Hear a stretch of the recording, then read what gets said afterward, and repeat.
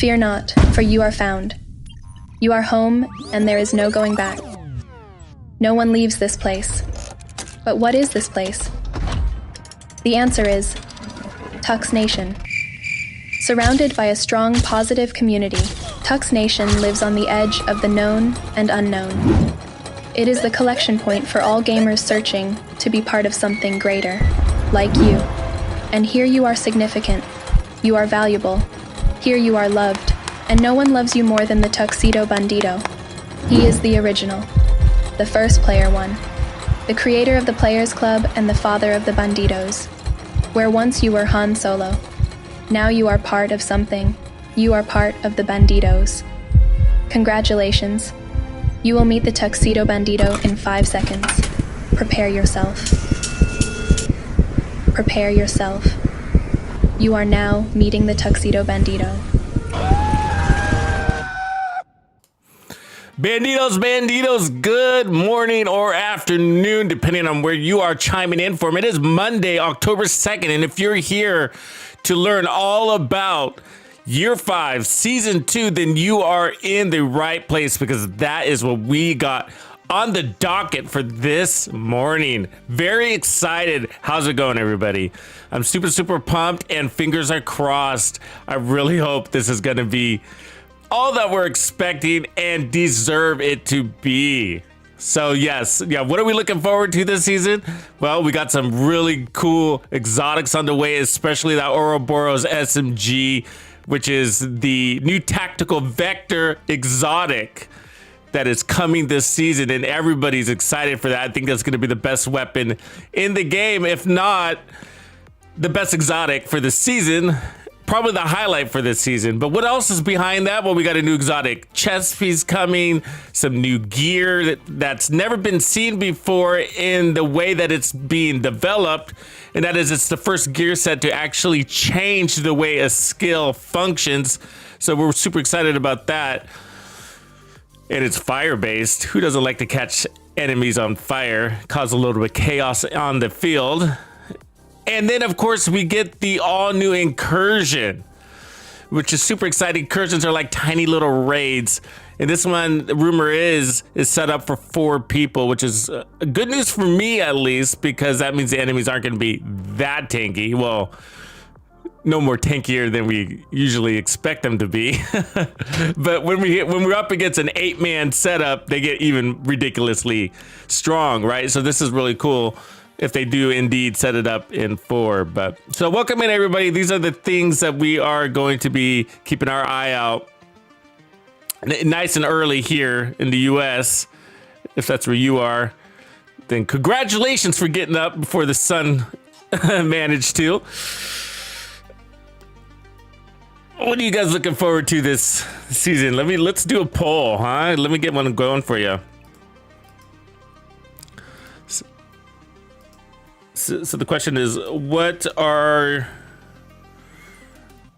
you looking forward to most? If I can spell.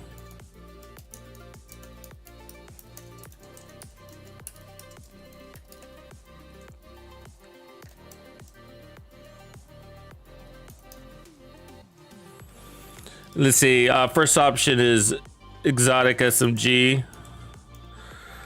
The incursion.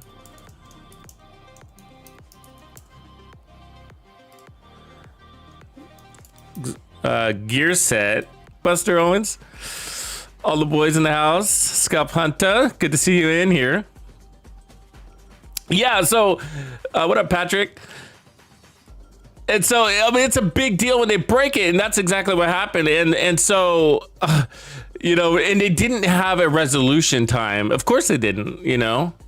But what sucked is that it was after like 4 hours of waiting. You know what I mean? We're all online kind of waiting, and, you know, eventually we're like, okay, well, I'll be back, I guess, whenever it comes on. And then we get the news it's not coming back. And then, but, you know, I was actually pretty surprised on how fast they were able to resolve the issue. So I think this was all happening on a Wednesday, if I recall. And they had the game back up and running, and the new game mode launched by Friday, going into the weekend, which is a big deal, right? I'm sure that's when our hours peak up. Good morning. Good morning. CD Stanley, what up, brother? Spohub, what up, man? Weasel, King Art in the house.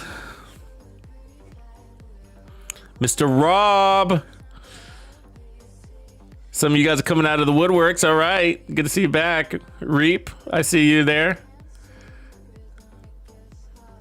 So yeah, lots to look forward to this season, but the number one thing to look forward to is a clean release. What up, Ro? I see you. What's the word? The word is it's the reveal day. So that's what we hope for. We hope for a clean release, and I don't expect everything to be perfect. You know, it's you know, I'm realistic there, but you know, if we could just log in, you know what I mean? That's a start. I mean, these are things that you want at a minimum, right? You want to be able to log in to set the bar low, and then we want our season pass to work. That's a big deal. Right, so you want your season pass to work. If you don't know what I'm talking about, that's this deal up here if you're new to the game. So this is what a season setup looks like typically, and then you got your season rewards track is what you call it, and then you got your season pass that you purchase. Do you guys purchase a season pass? Do you guys do that? I mean, you know, I'm not pitching the to buy it. I mean, you know, but I do. I think it's worth it. I mean, those extra caches like save me all season. When it comes to like resources, extra resources and stuff like that, they ensure that I don't run out. And I have 4 characters, right? But they also, the skins and all that stuff, you know, it's pretty cool. You know, it's like $9, $9 USD, and I feel like it's worth it. You get just the extra exotics, the extra skins, the outfits, some new masks, extra masks and stuff like that. So that's pretty cool. But I heard, and well, maybe we'll learn today. Maybe we won't. I don't know if they're going to tell us. But I heard that Ouroboros isn't going to be on the rewards track. It's going to be awarded through the incursion. Which I don't mind, because that could be less grindy or more grindy depending on how they set it up, right? So we'll see. So that means the chest piece will be here. And then, is there a third exotic? There is. I'm just blanking on what it is, right? So we're getting 3 exotics again this season like we normally would get. So in the past, and they stopped doing this, but in the past we'd get 3 exotics, a gear set, a brand set, named talents, a new weapon type, and this was the kicker, a new skill. By beating the manhunt, you would get a new skill, and we don't get that anymore, and that sucks, because that was really cool.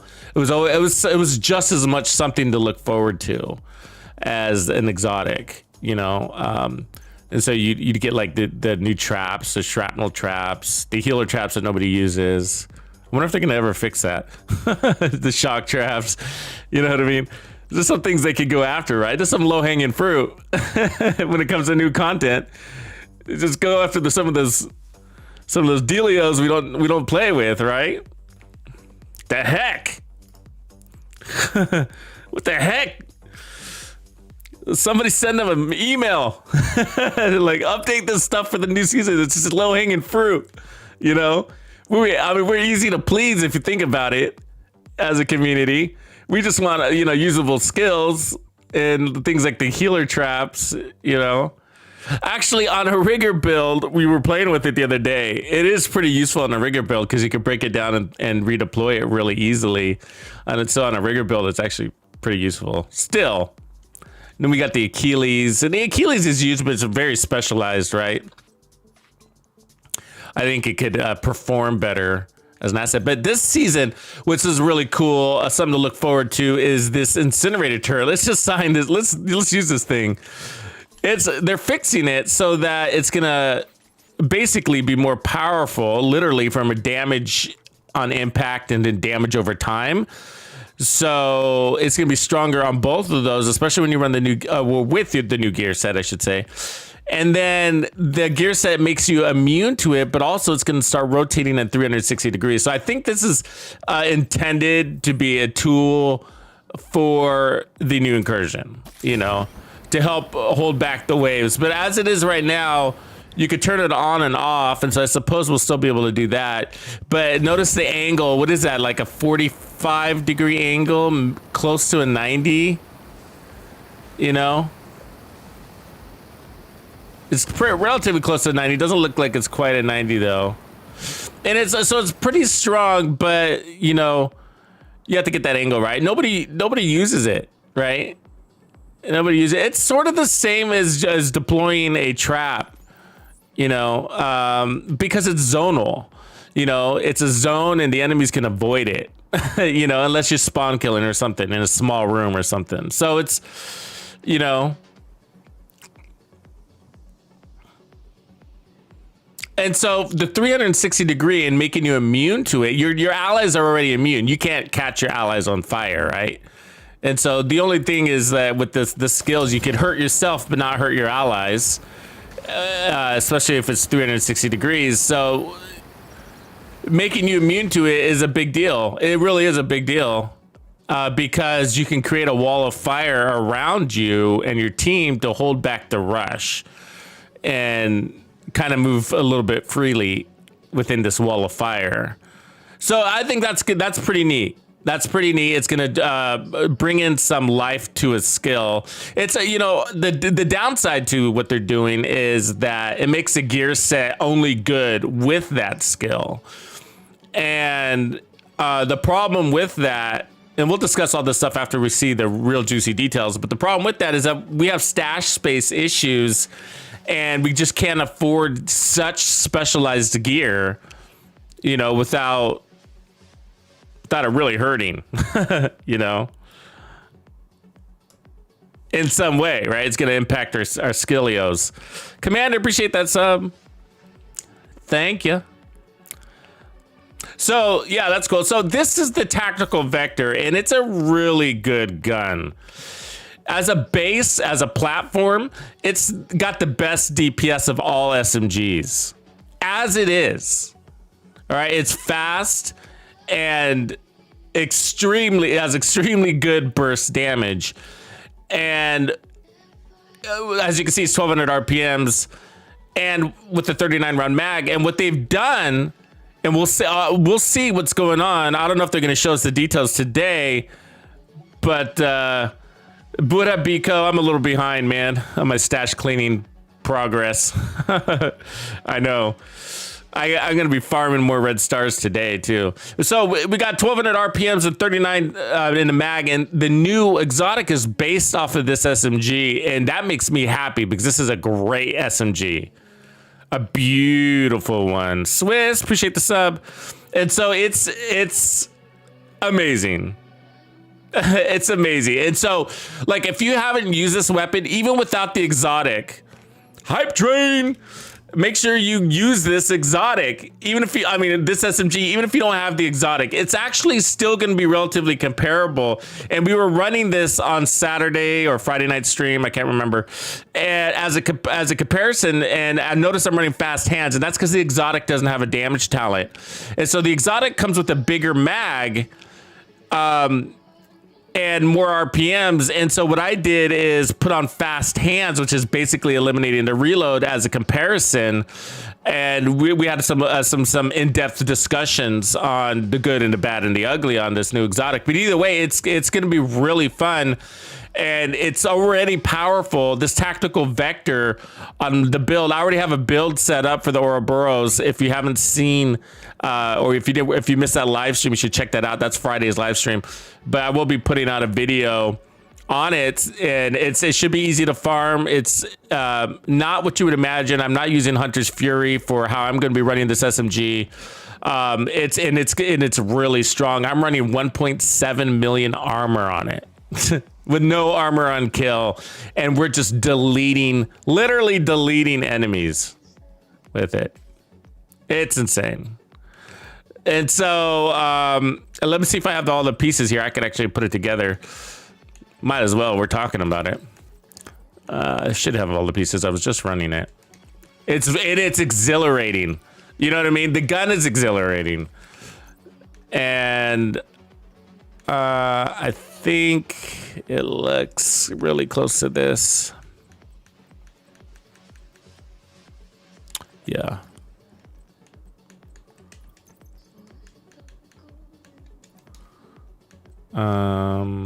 Protection from elites is what I'm running on the chest. Yeah, so you got so much damage come out of the build that like armor and protection from the elites, like you have to like you try to find ways to pull damage off in a funny way. Because you're killing so fast, like what you don't need is more damage, and so you're like, oh, what am I gonna do with all this extra damage? There we go. Let me change my talent specialization, that is, and that should close it up. Oops. Let's see, and we're running firewall with this one. So did you guys ever see that video I put out? So I actually have a video on this build. So I created this build initially in season 10. Yeah, it was season 10. And it's built around the tactical vector. So it's a tactical vector build. And so obviously it's naturally going to be the new exotic nice fit. And so just insert new exotic here. And, you know, I'm finding that I've been enjoying the SMGs more with Striker than Hunter's Fury for several different reasons. But with this one, notice I don't have any armor on kill, and you don't need it. And that's because you're killing so well that the, what have we got here? 50% bonus armor, which is 750,000, 850,000 in bonus armor per kill. And then you get the armor regen underneath that. So it's pretty insane. And this is going to be my Ouroboros build for, you know, general content, especially the open world. And so we're running the shield, the striker shield. That's why we're running firewall. Okay. It's for the shield. And that's because there's a synergy, because if you're running 1.7 million armor and a skill tier, that's going to buff your shield. And the shield is the only skill that picks up an advantage from running all that armor. And so as you can see, it's a tier 6 shield that makes it really strong. Crazy. So let me see if I can demonstrate this one for you. So, and then I think I put the decoy on the other side of this. I think that looks right, doesn't it? And then let's go ahead and fix the talent. I was running fast hands for demonstration purposes, but we can fix that. Miro, welcome in. Appreciate you. Let's see here. You can run whatever you want. I was running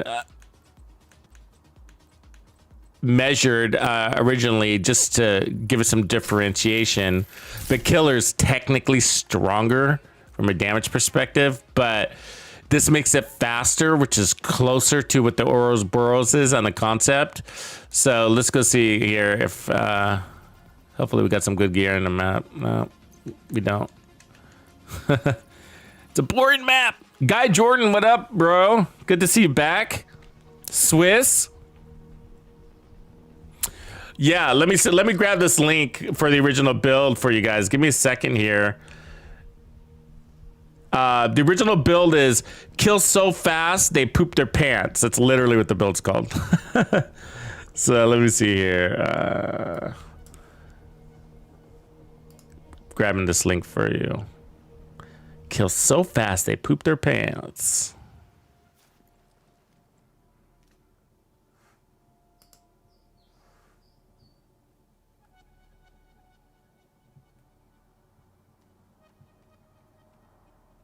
There we are. Here it is.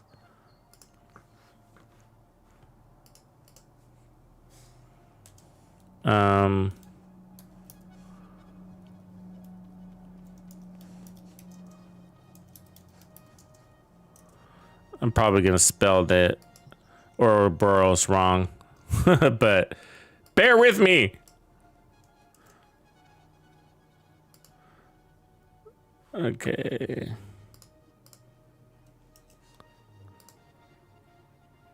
There you go. There you go. Should be seeing that come along. Hopefully the link works for you. Let me know if it doesn't. That is the breakdown. Johnny Six, what's good? What's good? Black Will Money, I see you. All right, so let's give this bad boy a quick little ready run and show you all its might.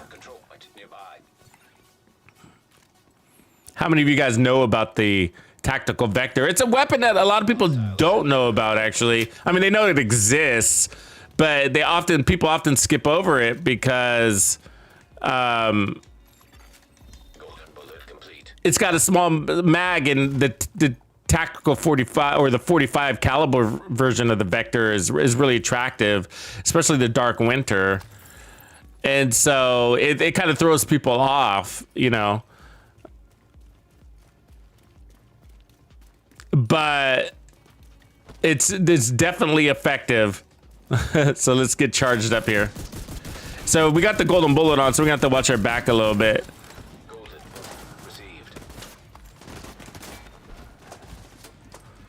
Because that golden bullet hurts, right? When you get hit with it, no doubt.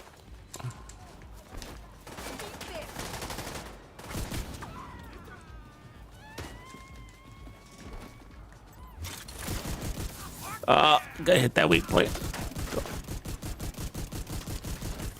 All right, we're charged up.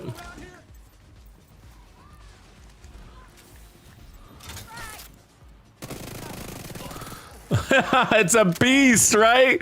And look at the bonus armor on this build.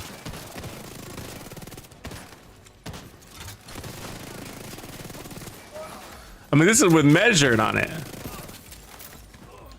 It's a beast. It's just a beast. I don't know what else to tell you.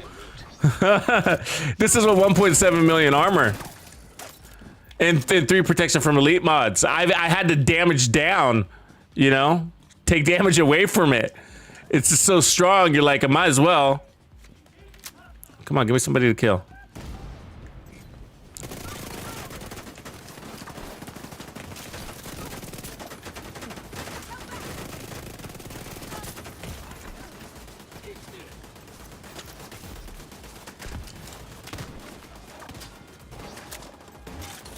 Where'd you go? My map is red everywhere. There he is. Golden bullet now.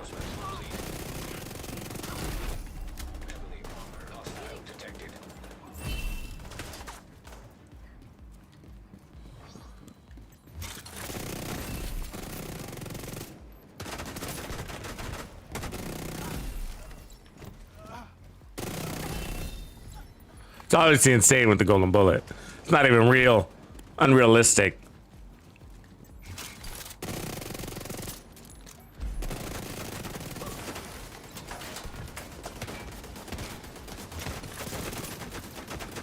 Good stagger on it too, right?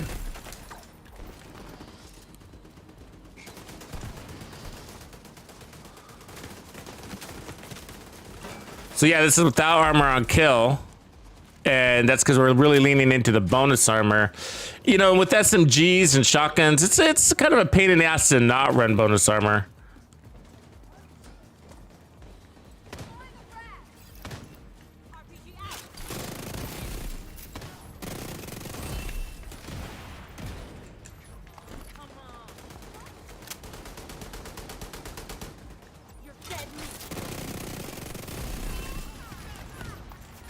Brrr. Literally makes that noise. It's definitely a brrr. Detecting additional hostile contacts. I'm here for you. Stay right there. Uh-oh, foam.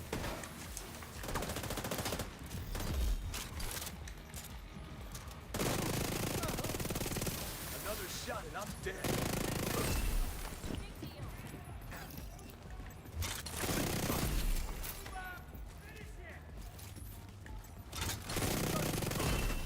Surprise.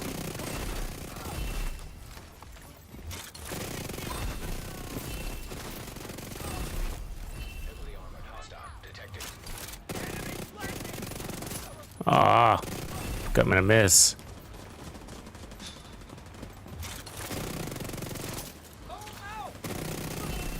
So I'm running Intimidate with this.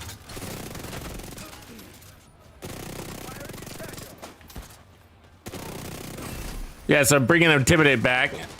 Super fun. I love Intimidate. It used to be like super meta. So you got to be inside 10 meters to get the most out of it, or for it to really work.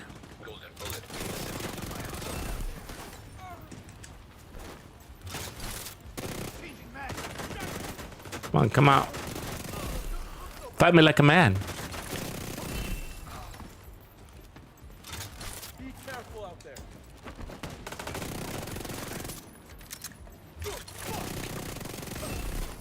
Oh no. Detected.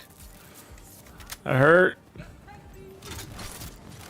The foam guy is always my biggest worry, especially for an SMG build. To be out of cover and get foamed, which is inevitable apparently. It's really hard to not hit their weak points.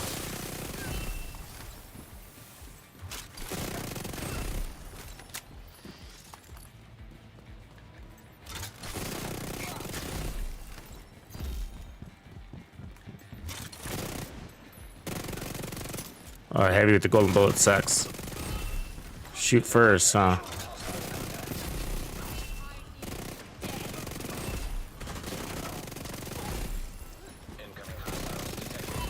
No escape.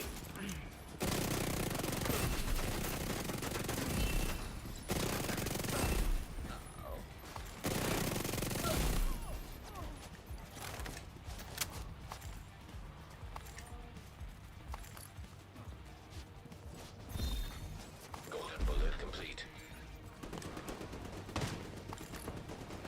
You could also run Bloodsucker. It'd be a pretty reasonable one to run with this. Uh-oh. Listen, there will be more fights ahead. Rogue agent detected.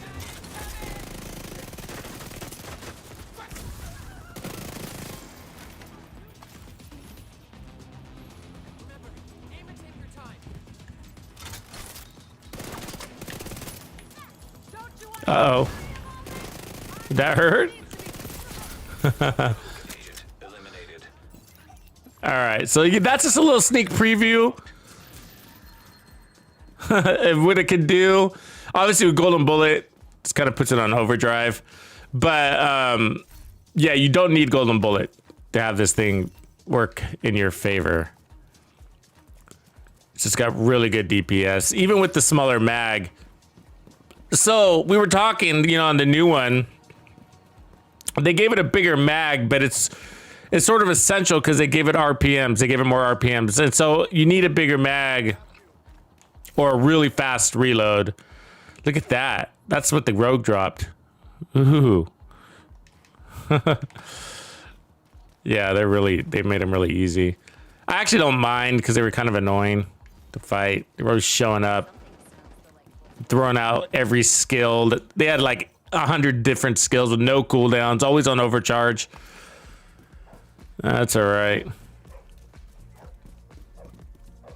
So yeah, you know, so when the new SMG is going to come, unless they change it, and we don't know, right? So in the PTS, they were showing it with an elevated RPM, and then they gave it a bigger mag, and that's essential because the faster it is, that means it's when you miss, the more bullets you're going to miss per second, right? So it's really, you need that bigger mag. It's sort of the equivalent of what you got going just with the regular tactical vector if you look at it from that perspective. You know, so this one's fast as it is, and it's got a little bit of a smaller mag, and then they give you one that's a little bit faster, but they give you a bigger mag, and that's because you're going to be reloading a lot more, right? So the faster your gun shoots, then the faster it expels its mag, the faster you get to empty, which means you're going to be reloading more. In this case, then you'll be reloading it. You'll be spending more time reloading than shooting. is what ends up happening. And that's because the reload times are about 2 seconds, and it's faster it doesn't take you 2 seconds to release your mag, right? It's like less than a second. Whatever it is, it's definitely less than a second. I play on the Xbox. Yeah, I'm one of those guys.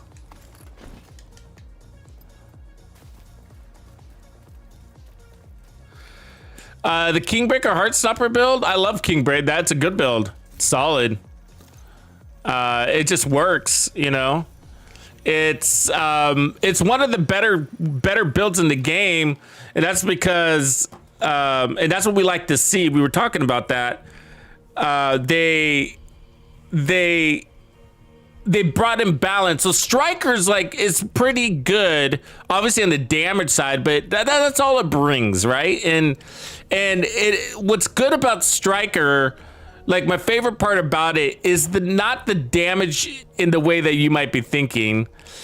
It's the damage that opens up the ability to add other things on your build because your damage is there. You know what I mean? So if you wanted to run fast hands or steady handed or 1.7 million armor or whatever you want to do, that's because Striker's got so much damage that it opens up your build to get creative, right? And so, but with builds, with gear sets like Heartbreaker, that it already has the stuff that you would want to add into your build rolled into it. So you got your damage. The damage is really good in Heartbreaker. It's just a notch below Striker, but you can't compare it. You shouldn't compare it. And we all do. We're all guilty of that. Comparing Heartbreaker and Hunter's Fury to Striker, but you can't, because they bring in different things. They have different values on those gear sets. Heartbreaker's bringing defense, a level of bonus armor that's insane. It's a crazy bonus armor. You can get 200% bonus armor in here and never need a shield. And it's easier to stack than Striker, and that's because you're stacking bonus armor and damage at the same time, so you can spend more time out of cover, and it's easier to maintain that way. So it's the only downside with this gear set is that, you know, it's restricted to a pulse usually. You know, I know some of you play it without a pulse and just go for those headshots, but it doesn't really maintain that well for me when I play that strategy.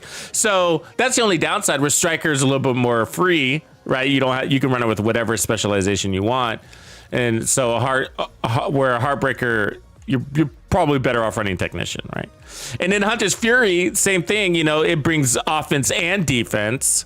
When this one's got armor on kill and then Apex Predator, which gives you amp damage and then a disruption.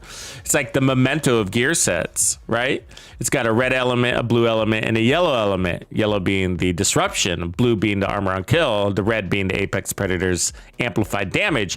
And so it's a really strong thing. What's its downside? Well, one of the things is you got to play inside 15 meters to get most of those buffs, and that's the danger zone, that's the kill zone, right? So you're putting yourself in there. The other thing is it's reactive and not proactive for the most part. So the armor is on kill, the Apex Predator's additional damage is on kill, so all those things require a kill, which is a reactive, meaning you're taking your damage up front and then you're healing from it.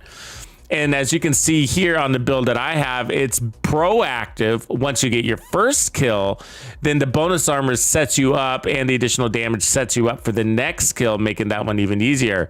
So that makes it easier for more players when it's proactive versus reactive. And Hunter's Fury is no doubt strong. Many people's favorites. It's one of mine, but it is more advanced that way when it comes to survivability.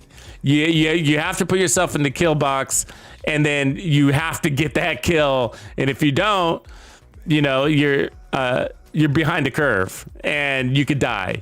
And that makes it more difficult in group, right? Because what if you're playing in a group and somebody steals your kill, but you put yourself in harm's way, knowing that if you get that kill, you'll heal and get more damage. But if somebody steals your kill, you get neither. So, boo, right?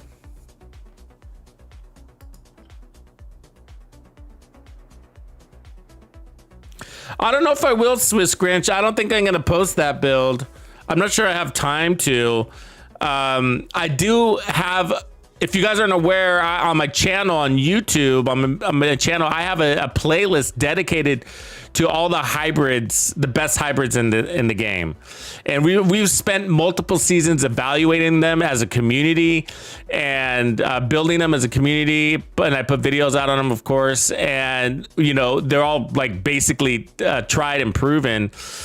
And so that one's a variation of the Heartbreaker hybrid skill build, and that was put out for Legendary. And so that one is in that playlist, and I just, in that live stream, I made a variation of it. It's a spin-off of that. But if you like hybrids, which in this case we're talking about hybrid skill damage, weapon damage builds, then you got to check out that playlist on my YouTube homepage. It's pretty killer.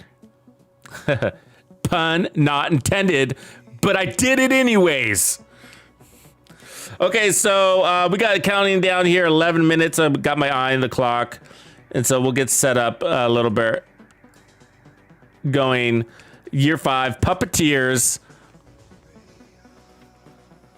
It's crazy.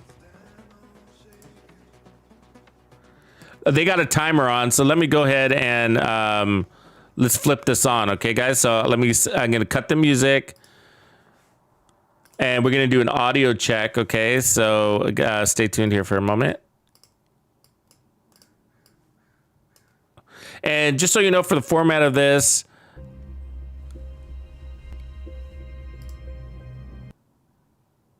refresh that real quick.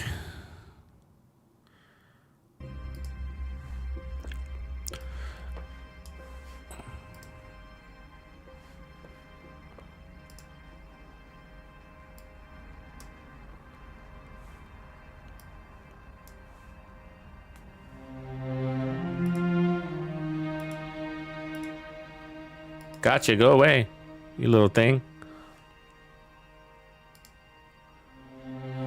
I'll adjust the picture here in a second.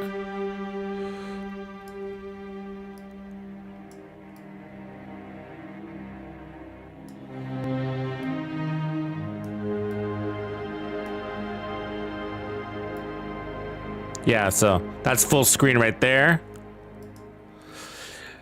All right. So can I get a sound check? So you should be hearing my voice, and then you should be hearing some dramatic music from their special report screen. Can you confirm? Somebody confirm that you hear both my voice and that music, that dramatic orchestral music.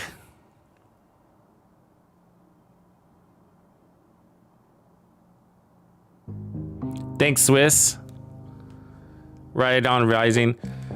Cool. And if their mics, when they talk, sometimes they're really quiet, and so I have to pump up the volume.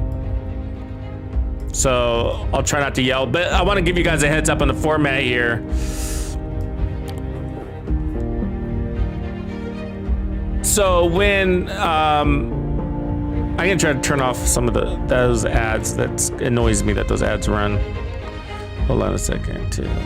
I was gonna say, for format, I don't talk too much during their presentation. Okay, so I'll do mostly more typing in the chat feeds, and then every now and again I'll say a couple of words or whatever. But you know, this is we want to hear what they have to say, and I'll be taking notes in the background, and then we'll recap and discuss everything that we learned.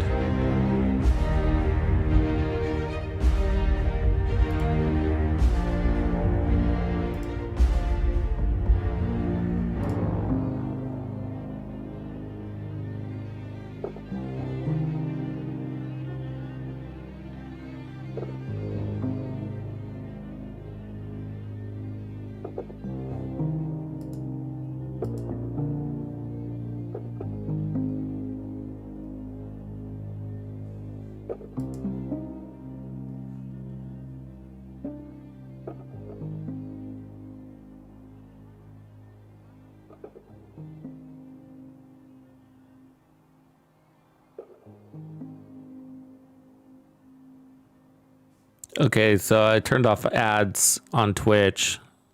So hopefully it doesn't kick that in. I think I did it right.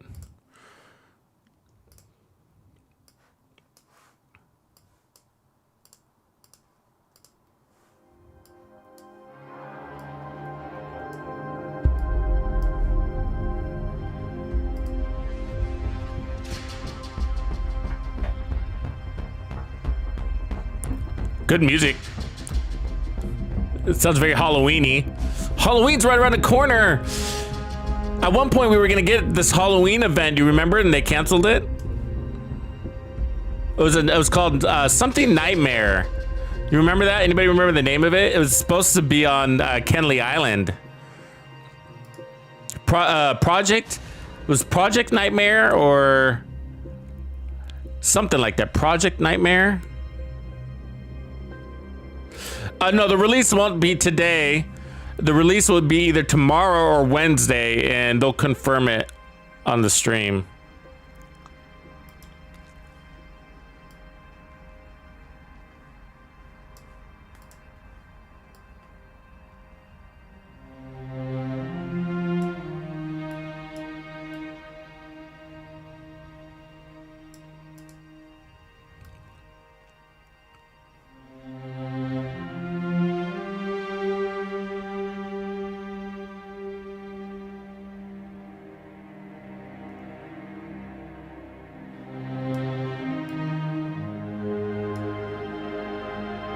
That's actually pretty good music.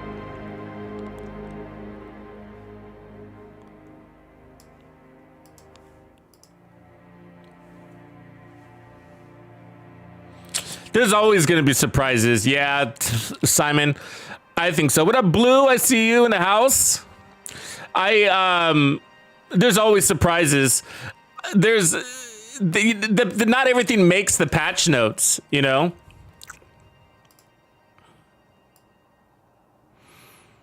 There's so much that doesn't make the patch notes, I should say. That's the better way to say it. There's so much that doesn't make the patch notes.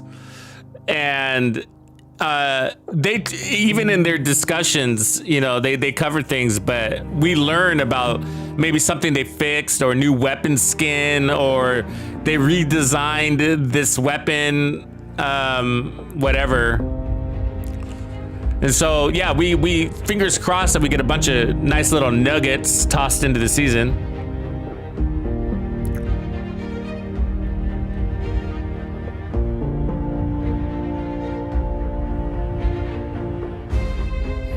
Jayco in the house. What up, bro? Are we in your time zone finally? Haha. We are blessed.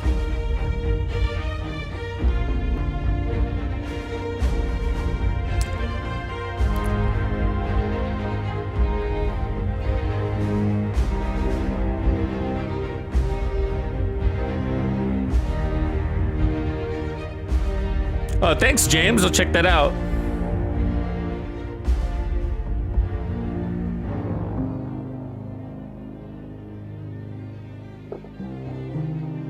Yeah, I have a play. I actually made the best of the Division 2's OST, original soundtrack. And I included the best songs at a countdown, the summit. What else was in there? The Division expansion and the original Division 2. So I kind of cherry picked some of the best songs. Warlords of New York had some pretty good one. James Dragoff, his song's pretty good. The Wall Street song, his is really good. So yeah, I posted that. That's on the channel for everybody to see. I think I put it out last winter. Let me see if I can find it. I'll drop you guys a link. It's good music to game to. Get you psyched.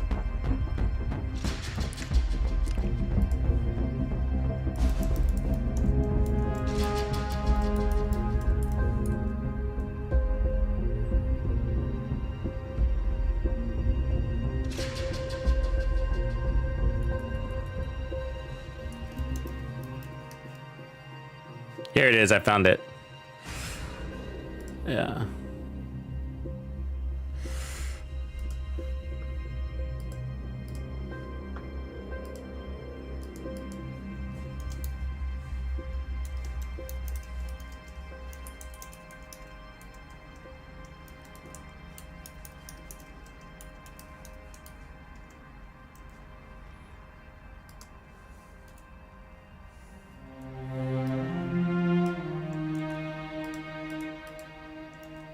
Some links coming your way.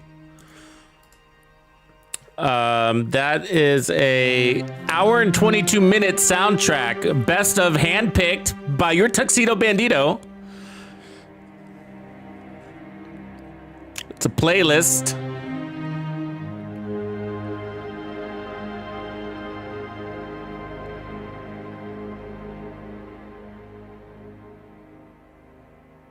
Yeah, here we go. All right. Fingers crossed. Be good. Please be good. Please be good. You made me wait an extra month. Oh, I was dying over here. That extra month was killing me, yo. Killing me.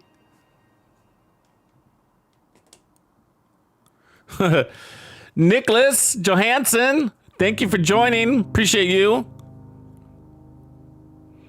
Kicking in the pot. Welcome to the Players Club.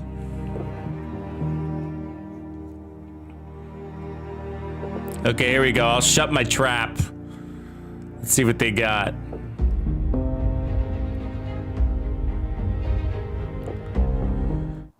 Hello, everyone, and Yannick is welcome back. to a special report dedicated to Year 5 Season 2 Puppeteers, and also welcome back, Yannick. Hello. It's nice to have you in this room It's again. been a very long time. I haven't been in one of those, so yeah, I feel like it's my first live stream forever. I don't know, but it changed a lot. Some nice equipment here. Things are actually fixed on the walls and not just standing randomly in the room. So. It wasn't great. that bad. It wasn't that No, bad. it was never bad. You was only, always you only missed, controlled. what, two previous live streams, right? I don't know. Was it just two? I don't know. think it was just two, maybe three. Feels like you haven't had me on one of those for like the past 3 years or something. I don't know. Maybe I upset you. I said something wrong. It's not my fault. It's just, yeah, Morten took your place while you were away. Martin was like, no, Yannick. And yeah, I mean, you're not the only person who's back Mm-hmm. on the brand. I mean, Yannick is not back on the brand. He's been here. It's just, yeah, I did not allow him to join me on the live stream for quite some time, but he is on his best behavior now. So, I have to. yeah, but we also welcome Julian back as a Division EP. Yes. EP for executive producer, yeah. Yep. So, yeah, it's going to be good to work with Julian again, and yeah, great future for the division. For people who do not know who Julian Gerthi is, maybe you just want to give a few reminders. Yeah, Julian, yeah, when we say Julian, of course you know who Julian is. No, so Julian Gerthi, he's been at Massive for a very long time, longer than me, and he was the creative director of Division 2, all the way to Warlords of New York. He was also on the Division 1 as associate creative director. He's been one of the minds behind, everything Division for a very long time. So yeah, and now he, of course, went to work on the Star Wars project, which he's going to stick around with and ship. But then after that, he's going to be joining us again on Division as executive producer. Yeah, super exciting. But we also need to confirm that it doesn't mean that we're moving from Division 2 at the moment. There are a lot of plans in store. You've seen the Year 5 roadmap. And yeah, we can just reassure everyone that together with the team in Bucharest, we'll continue working on the content for Division 2. Oh yeah, it's business as usual for us. It's gonna be great to have someone to work with, but I mean that doesn't change anything in terms of our ambitions and plans for the Division 2. We still have a lot of things to do with this game. Yeah, so the support continues, especially now with that we decided to extend the seasonal lengths just a little bit.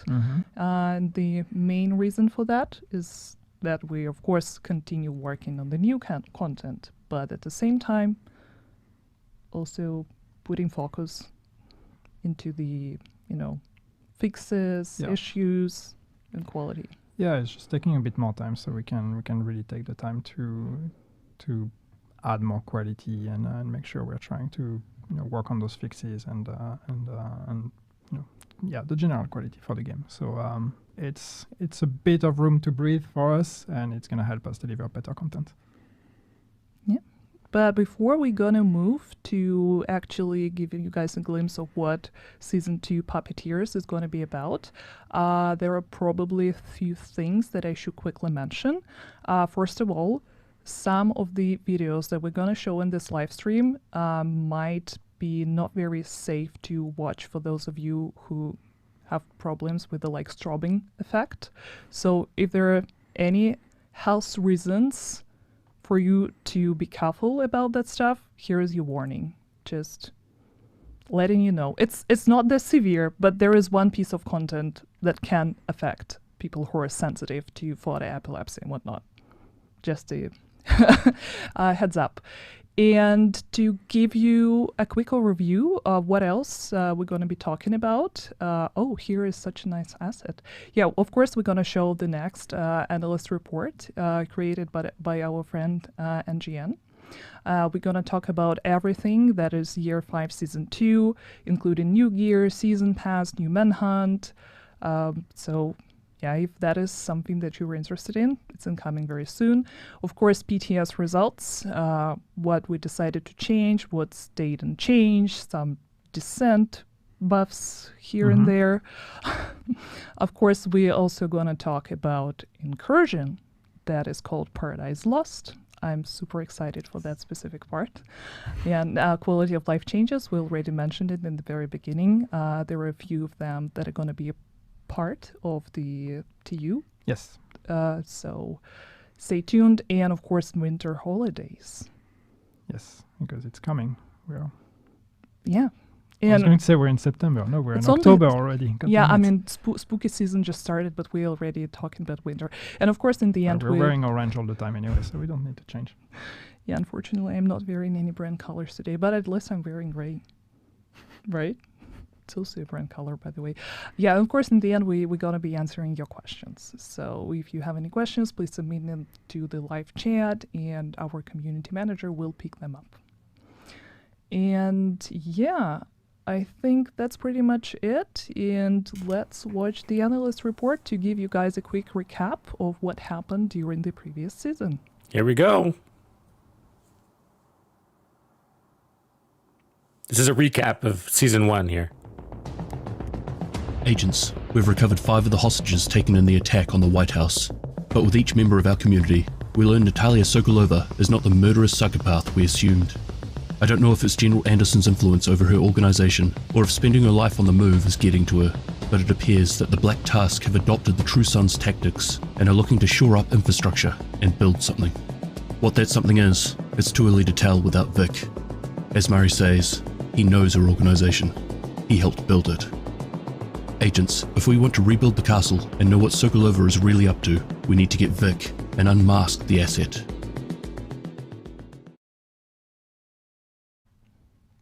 And that was the analyst report by NGN. Thank you so much, NGN, for submitting the second Short and analyst sweet. report. And hopefully we're going to see many more of them in the future. Yeah, it's good to get a bit of a recap for people who may have missed the season, or people who played the season and needed a reminder, because that was, some weeks ago or potentially months ago for some people, and just to really, put everything in context. But yes, at the end of Season 1, we rescued 5 of the civilians that were taken by the Black Tusk when they attacked the White House. Amongst them, of course, Mary, who's the girlfriend of Manny and the mother of his future child. But the work is not done. There's more civilians that need rescuing. Amongst them, of course, nobody else than Vikram Malik, who the name might ring a bell if you remember the days of Division 2 side missions. But he's been with us for some time already, and he was part of the civilians that were taken. So the idea is we need to go there and get those people, especially him, because, well, he works in tech. He's worked with the Black Tusk, and he knows things, probably. You're just started spoiling season 2 content already. Have I? Before we actually go into all these details, I want you guys to see the trailer for the season 2 Puppeteers first, and then we'll talk Yeah, a let's little do bit more it. about I love the background trailers. premise.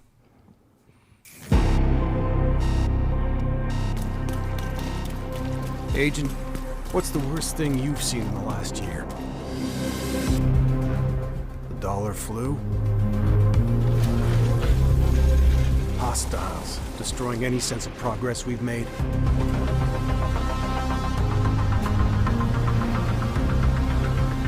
Natalia Sokolova? Agent, the people we are sworn to protect rely on us. And we've failed them. Rogue agents are nothing compared to the threats you are about to face. It's time you met the recruiter.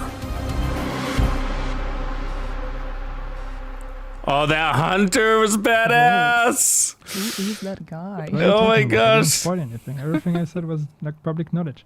But yeah, as you can see, the difference between this season, season 1 and season 2. It's true, Rising. We are actually going to Very give you true. a target. Oh, I like the way he looks. That's the recruiter. So if you remember, the I want his recruiter, we've outfit. actually met the recruiter already. That was in Did we? Yes, in season 9, because the recruiter recruits. That's what he does. Right. No, And, no. I'm starting to If you connect the remember dots. the end of season 9, the climax mission with Jack Bonnie, there was a little hunter standing up there. That was the recruiter. So Whoa. he's been also kind of haunting us for a while now. And now we're finally gonna, hopefully, get to face him. Nice. Oh my god. I'm so excited for this upcoming season. But yeah, as you guys can see, we already know who's our final target is going to be, but of course we'll need to continue saving our people. And there are 4 more civilians to rescue before we actually uncover recruiter's identity. Or maybe not. I don't know. No idea about that.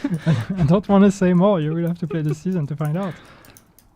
But yeah, it would be very interesting to get to the bottom of it and finally understand what recruiter what he does, except for recruiting, I guess. Hunting and recruiting. Yeah, but no, there will be more civilians, as you can see, more collectibles about them, about their role, about what they've been doing in the castle with Manny for some time, a bit more context on, the grand scheme of things. And then, yes, that recruiter. And talking about Malik, actually rescuing him would hopefully help us get a bit more understanding what Natalia is scheming on the side. Hopefully. Yeah. If he's being cooperative, who knows? Oh, I'm just giving wild suggestions. Do not Starting with take my reanimated. word You for see that? truth. Starts with reanimated. Yeah, this is the calendar that you are seeing right now, and since we extended the season by 1 month, there are 2 important things to note here. That first of all, of course, you're gonna have 5 global events this very season, but another important thing is that we extended each target and each league. Yeah. By 2 weeks. Each target, and the global events are actually going to be 2 weeks long. So you're going to get 5 2 weeks long global events. So really time to play around with those, grind those, and get all the rewards and grind all this currency and get all those caches. And yes, the targets are extended, which means it's not going to be 3 weeks, but actually 4 weeks, 1 month between each of the targets to make the season last a bit longer. Yep, and also give people a bit more time to comfortably, with their own pace, complete everything, and do not rush through the story, because the story is going to be very exciting. So excited for this season. But there are a lot more other things to this season. Season pass, of course, but we'll get do that a bit later. First of all, let's talk new gear. Oh, yeah. Yes, some of you who had a chance to participate in the PTS, you guys probably already know quite a few things about the new gear, and we'll talk about the things that we changed following the PTS and things we decided to not to touch yet. Yep. And for the new gear, I guess we can just start with the... Oh, yeah, that's the collector That's the chess collector, piece. yeah. That's the exotic chess piece. Oh, cool looking. And yeah, it's a very interesting one, and I think it's especially people who love using grenades in the game are gonna love this one. Yeah, and I think in general, anyway, this season is a lot about fire and explosions. So a lot of the pieces of gear that we've made are focused on that. So the collector is, yes, it is for people who like to use grenade or who want to try to make grenades, you know, a thing and a play style. So that's really going to be for you in terms of like more grenade capacity, increased radius, and getting more grenade regeneration as well. So they come back a bit faster, or they actually come back. You don't have to pick them up all the time. So anyway, it's it's one example. There's of course other pieces of gear that are also focused on that. This is the gear set. Ortiz The X0. Ortiz X0. So of course this gear set, as you will know probably, is focused a lot on fire, and especially the fire turret or the incinerator turret. And basically the idea with this one is when you have the 4-piece gear set, your turret is now going to spin in a 360 angle and set everything on fire in that area. So it's really, you know, trying to have gear sets that are not just about boosting your stats, but actually unlocking functionalities that you didn't have before. So we're playing around a bit what the gear sets can do, and trying to create, you know, play styles and fantasies by using those. That backpack skin is And cool. spin is I something like that. some players had questions about during the PTS.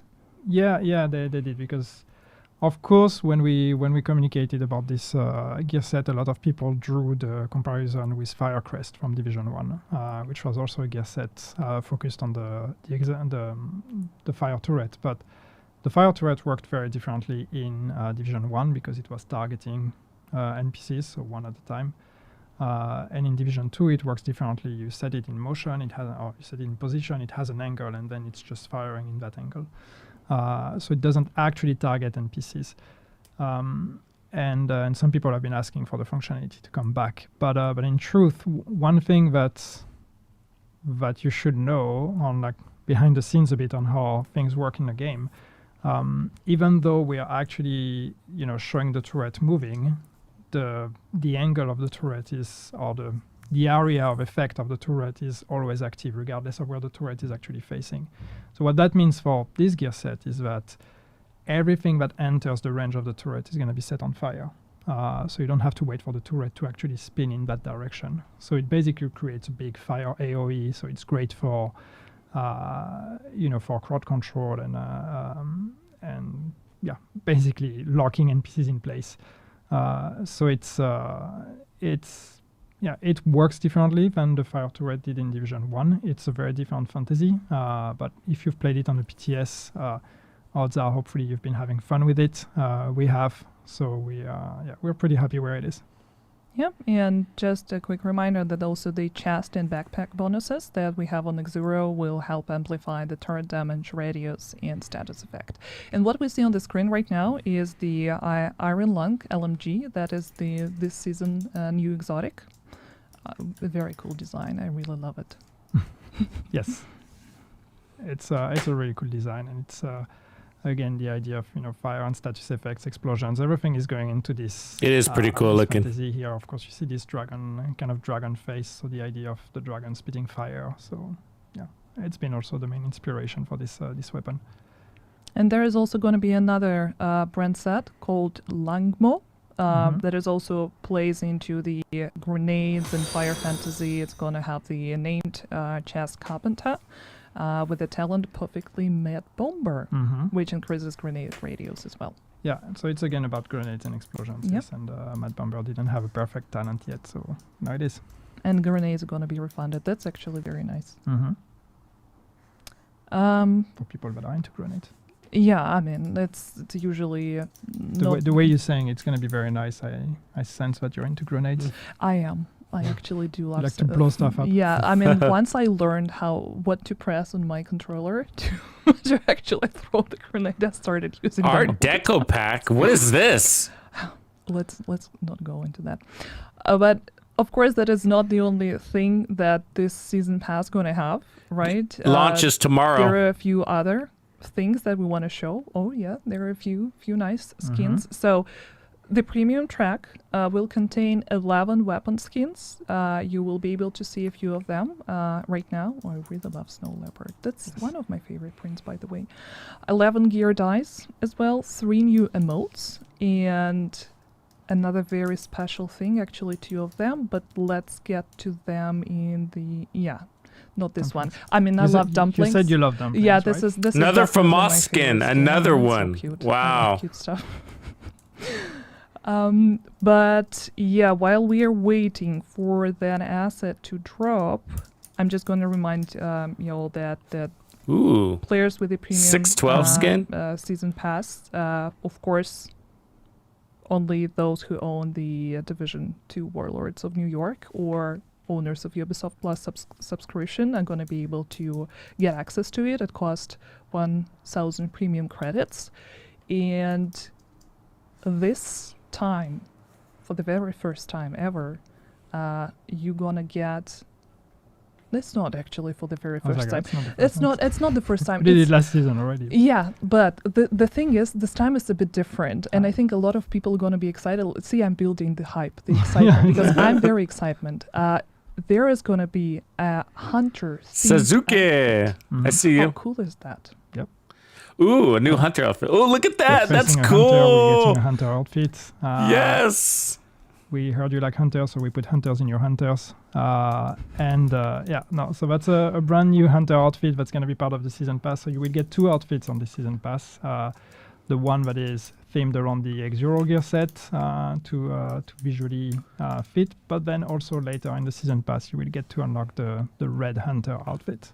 Yeah. Oh, It is super cool. Oh my so God. worth it But right yeah, there. themed That is outfits, cool. They're kind of a mask. newer addition to the season pass, but at the same time, we already had it. It's since Halloween season, style. It's like a scary 11, pumpkin. from what I remember. What, the second outfit? Yeah. No, we did No. it last season. We with had the- one. Yeah. Yeah, with the second it's the first time the ever. Splinter Cell Yeah. outfit we did last season. Probably. I don't know. But yeah, I hope you guys are really excited about Hunter outfit because I definitely am. See, it's really doing something to my brains. I started forgetting stuff because That mask is really good. That it- red mask it is with so the smile. cool. It's, but this is oh yeah. Thank you for showing it Bring it again, on again. Dory.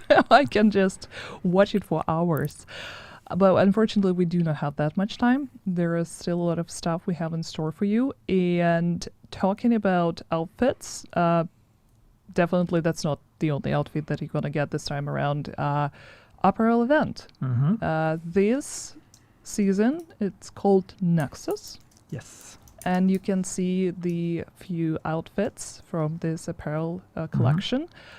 So yeah, it's like streetwear With a twist. with a twist. Yeah. It's not the streetwear you will see everywhere, but the idea was just to keep building on like exploring new looks and new styles, and I know that some people prefer tactical, some people prefer civilian. We are trying to find a bit of a balance where like last apparel event we did like this kind of military high tech. Now we are going to back a bit more to civilian-ish, but yeah, with a twist, as we said. That's pretty cool. Some very modern I like it. looking, I like light, the streetwear that they almost gave us that one time. anime-inspired, outfits to bring something that we hadn't seen before. No, I think those of you who enjoyed the streetwear and activation, Street activation, yeah. that you're gonna enjoy this one a lot. Yeah, Because it's pushing that fantasy even a bit further. So yeah, there's some really cool pieces in this one, and especially I think we will get there soon. But Oh, that's No. my favorite one with the cat ears. You like the cat ears, right? Yeah, the cat and the backpack. Mm-hmm. True. Wait, the backpack is coming. Here it That's is. so nice. That's very Division Agent backpack. And then, of course, yes, the kind of new uniqueness with this one is we've done that already I think with the past apparel event, but we've pushed that even further this time. So as a reward for completing the apparel event, you will get this uniform. And so uniforms, if you remember, they are the pieces that take over all or most of your appearance. So here it will cover your body, your legs, but therefore doing uniforms allows us to create pieces that we couldn't do with just outfit pieces. And so as you've seen, maybe we'll get back to it, but as you've seen, we've made a uniform that is basically a long cloak, which we've never done before. So I'm pretty excited about that, to see that one in game. Yeah, and actually this one is going to be the completion reward. So Yep. there are like 6 outfits in total, but the sixth one, this one that you can see on your screens right now, is the completion reward. Yep. And just to remind you about leveling up your watch to unlock different items through caches, the keys for the apparel caches can be earned from few different sources. Of course, one free key is going to be granted to everyone. Premium pass owners are going to get additional 3 extra keys.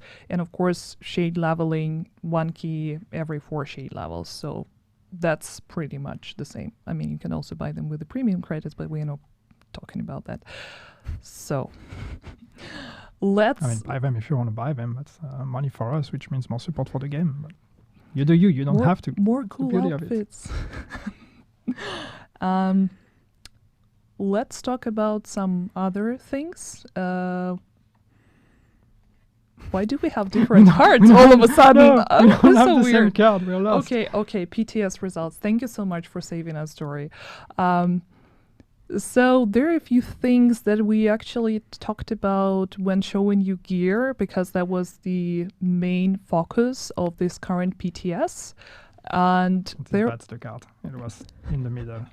that's my fault, actually. I'm the one responsible for that. At least nothing is upside down this time around. See, I'm Daria set learning. me up and she tried I'm to getting better. unsettle me, but I'm here. I'm focused. You were saying? Yeah, I was saying that we mentioned a few things. Okay, from the beginning, gear was the main focus of this PTS, right? The reason why we decided not to include incursion as well, I think some of you can understand why, but just to give you an idea, we didn't want to give anyone an unfair advantage. No, I mean, we know how important it is when we do this like super challenging strategic content, which is what the incursion is. We will talk a bit more about it. It would be so unfair to put it on the PTS and allow some players to play it earlier than others and to kind of spoil everything already on live streams or any of that. The alternative would be to say, hey, we are doing PTS under NDA, but nobody wants to do that. That would be counterproductive for us. So we've decided to take a leap of faith and not put the incursion on the PTS. Hopefully this will pay off. But it's we just want to keep the surprise. Yeah, absolutely. But then the exclusive exotic that is a part of the incursion was a part of the PTS because, of course, we needed to test how the gun works. Yeah. And a few changes that were made following the PTS actually include this one exotic called Ouroboros. Do we want to talk about it, Yeah, no, about it here it now when comes. we get Let's, closer to the incursion? Hold your No, breath. we can talk about it. Hold your Of breath. course, everybody commented on Ouroboros. It was a lot of fun. It was very powerful, and we wanted to address it in the sense of because it's such an exclusive reward behind the incursion. We also don't necessarily want the incursion to become a mandatory step for everybody to reach the same power level. But it's also cool to have a powerful item behind a piece of content. So anyway, long story short, not gonna make everybody suffer here too much. The RPM has been reduced from 1500 to 1350, so it's 150 lower. So it's just trying to reduce it slightly, but keep the uniqueness it had of this very high RPM and then all the rest of the cool stuff that comes with it. There's also some tech reasons, because it turns out that when you get really, really high RPM, our servers are not really happy about it. So 1500 plus all the additional effects you can have to increase your RPM starts becoming problematic. But it's not a big decrease, so hopefully it won't. Yeah, hopefully the identity remains. We didn't want to nerf it to the ground. We didn't want to destroy the identity of this weapon. It's cool to have something that's still powerful. So hopefully it's still going to be up there amongst the most fun items, but in a slightly more reasonable way. And we already talked about the turret as well, and that we decided to not follow up with any changes regarding it. Mm-hmm. So, but of course, if there are going to be more feedback, as usual. Yeah, I mean, once this is in the hands of everyone and it's been on the game for some time, we will look at any outliers if it turns out that something was not adjusted the right way. So, the drill. It's a never-moving thing, balancing. Yeah. True that. And also there were, of course, a few smaller changes. I would not recite all of them right now because we're going to be publishing the patch notes for the new season right after the live stream. So if you want to compare the numbers, the percentages against the BTS patch notes, you're welcome to do that right after the stream. And talking about some other changes, of course, there is also Descent. Mm-hmm. And I think we should probably talk about that a little bit more. So first of all, the Descent rewards underwent some changes for level 40 players. And of course, the most important one of them is that we increased the chance to receive reconstructed and exotic cash for defeating Nemesis from 12 to 50%. Yes. It's a big increase. It's a big increase, yeah. But it's like, you should feel rewarded for reaching the Nemesis. Like you can keep playing after Nemesis, but ultimately, like we want you to be able to make the decision when you beat Nemesis of like, okay, am I satisfied with what I got? And so we want to make sure that you get enough rewards. And as you can see, reconstructed caches, it's not just on Nemesis, but in general across the board. It's we are being much more generous with it, so hopefully that's going to make it a bit better. But it's also important to mention that depending on which loop you end up with, you're going to get all the rewards for this loop and all the previous loops before that. Yeah, it adds up. Yeah. So that a lot of caches, Mm-hmm. and of course, as you can see from 100% chance. The graphics here, that there are improved guaranteed level rewards. 25. You seen that? Some of them were changed to exotic and reconstructed cache, and of course, we increased the drop chance for bonus rewards as well. You can see it with the pointy arrows. Mm-hmm. That's pretty good. 90% chance at level 18. That's not that hard to get to. This is not all. A lot of loot. A lot of loot, but this is not all. There are also few updates to the talent pool for Descent. Uh-huh. And these are the new talents that are going to be added to Descent with this update. Mm-hmm. There are just a few. We won't be going through all of them, right? Because that's a lot of talents. You guys probably already know everything about them. Just a few things that we need to mention for efficient talent. The gain per tier has been increased from 5 to 7, with the maximum of 83% at tier 10. 93. What did I say? You said 83. I don't want people to go do math and be like, Daria can count. No, it's true. Sorry, my English is not Englishing. Yannick is completely right. But it's it's just gonna be a bit more interesting to build up efficient. And in general, yes, we're adding more exotics to the pool, and I know that in some regards it can become a problem, because when we have too many talents in the pool, then suddenly it gets harder to actually get the ones you want. So we are having discussions in the team on how to address that, but that's more on that in the future. That's not a season 2 thing, but we hear you if that's your concern. If with every season we're adding more talents, that means we're diluting the pool even more and more. But we have some ideas. Yeah. And I'm just gonna recite this that Shock and Ape talent also gain was increased by 10% with the maximum of 105 at tier 10. Yeah, this is from PTS feedback also. Yeah, but all that information is going to be in the patch notes, so if you're writing everything down, no need to. And that's all for Descent and for the PTS changes for now, and I think we're getting closer to the most exciting Here we part go. of this live stream. Yes. That's the Incursion. Be good. Oh, it looks good. All right. Look at that picture. That's we a won't cool talk picture. about this for now. I think we need to let people watch the trailer first. Okay. And then we'll go into all the details. Yeah, okay, nobody talk.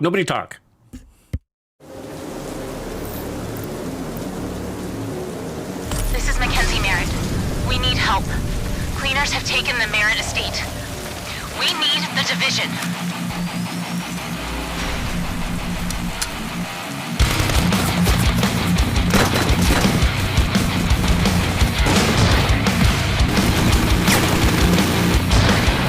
Careful, agents. That tanker can blow at any minute.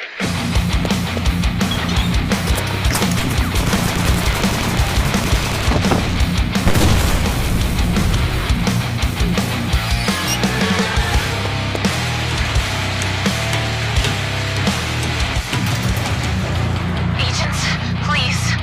We need you to stop the lovebirds.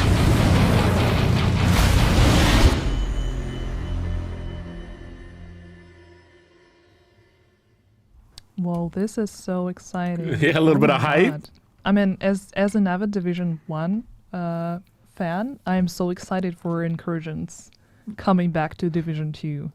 Yeah, I mean, we've talked about fire for this season, and this has been also the theme of the incursion. So, should we explain what incursions are? I think we because- should, yeah. Yeah, because again, we keep talking about it, but not everybody was here during the days of Division 1. But incursions is basically, amongst the most challenging content that we have in the game. It's for groups of 4 players, and it's tough. It's going to be tougher than legendary missions. In some ways, potentially tougher than the raids, at least the raids as they are today, because people, speedrun those now in a few minutes. So the incursion is going to be, it's been built and balanced with, the top tier players in mind today, to try to offer a bit of a challenge. So it will take coordination, it will take the proper build, it will take strategy and communication for the players to actually beat all the different combats and challenges that this incursion is going to present. And this one is quite different from what we had in Division 1. Mhm. I do not really want to, go into too many details, but I think that it's fair to say that it feels a bit more like a raid rather than the incursions that we had in Division 1. Yeah, I think it's so. We wanted to have some difference between incursion and raid. It's not just a raid for 4 players. There's a bit of a difference where it's it's a bit more about your builds and your team composition, and sometimes a bit less about solving puzzles, which the raids have a lot. There are a few puzzles, and of course the boss mechanics definitely require a lot of strategy. But yeah, it's a bit more about almost a bit more of an RPG challenge of having the builds to really face the lethality of the space. And then if I can give a comparison, because we had 4 incursions in Division 1, so it can mean very different things depending on which ones you played. But of course, our inspirations were more the later ones. So Dragon's Nest and Stolen Signal were the ones we took from, which were a bit lengthier, with more combats and actual mid-bosses and then final bosses. So that's what we built on when we say, inspired from incursions in Division 1.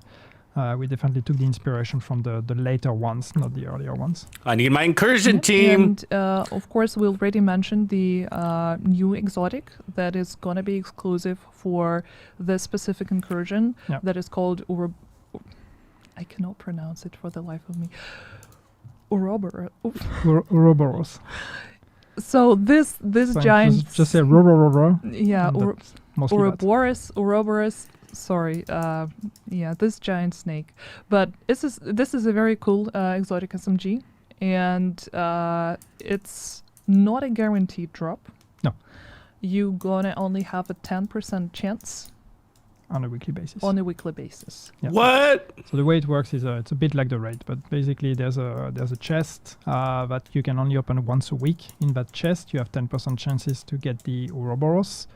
If you do not get it, well, you will have to wait for next week to have a chance to open it again and to get the Ouroboros. But the Ouroboros can also, I've said Ouroboros a lot, can also drop from the bosses you will have in the incursion, and that all the time, not on a weekly basis, at a lower rate, at 1%. So basically, once a week, you have increased chances to get it, but you can, farm the incursion if you want for a chance to get it, regardless of the weekly reset. So the completion reward only available once a week, but if you want to replay it, you will still have a 1% chance to drop it from the bosses.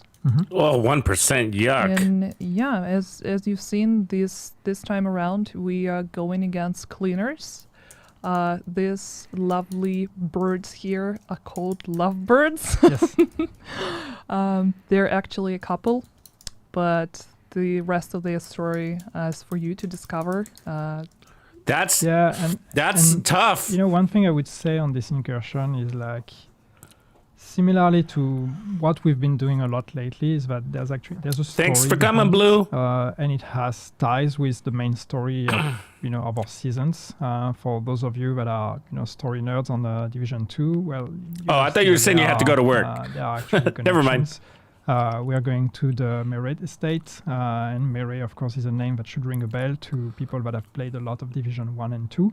That's this fashion brand that you see everywhere. So this is the estate of the wealthy family that is behind that.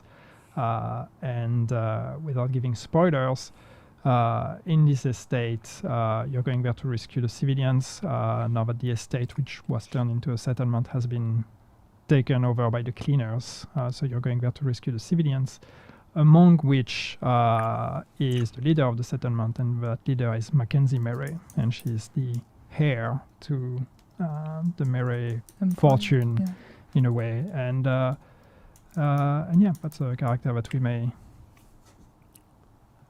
learn more about in the future. Super exciting. And of course, for all the speedrunners out there, we are gonna be giving social media call-outs to those of you who would be lucky enough to beat it first. I don't know, in the group of 4, 3, solo.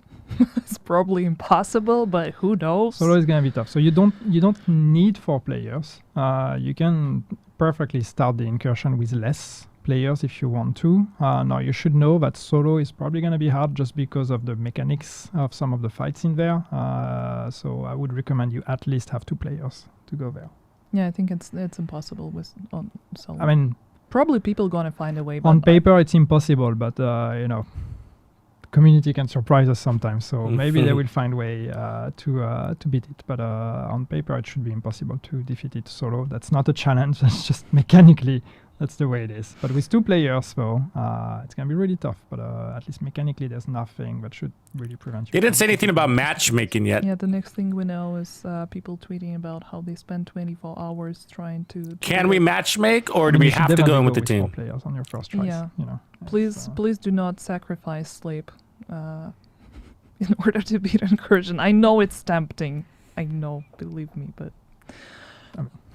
But yeah, I'm super excited to see who's going to be able to beat it first, on which platform, which country, how fast, but...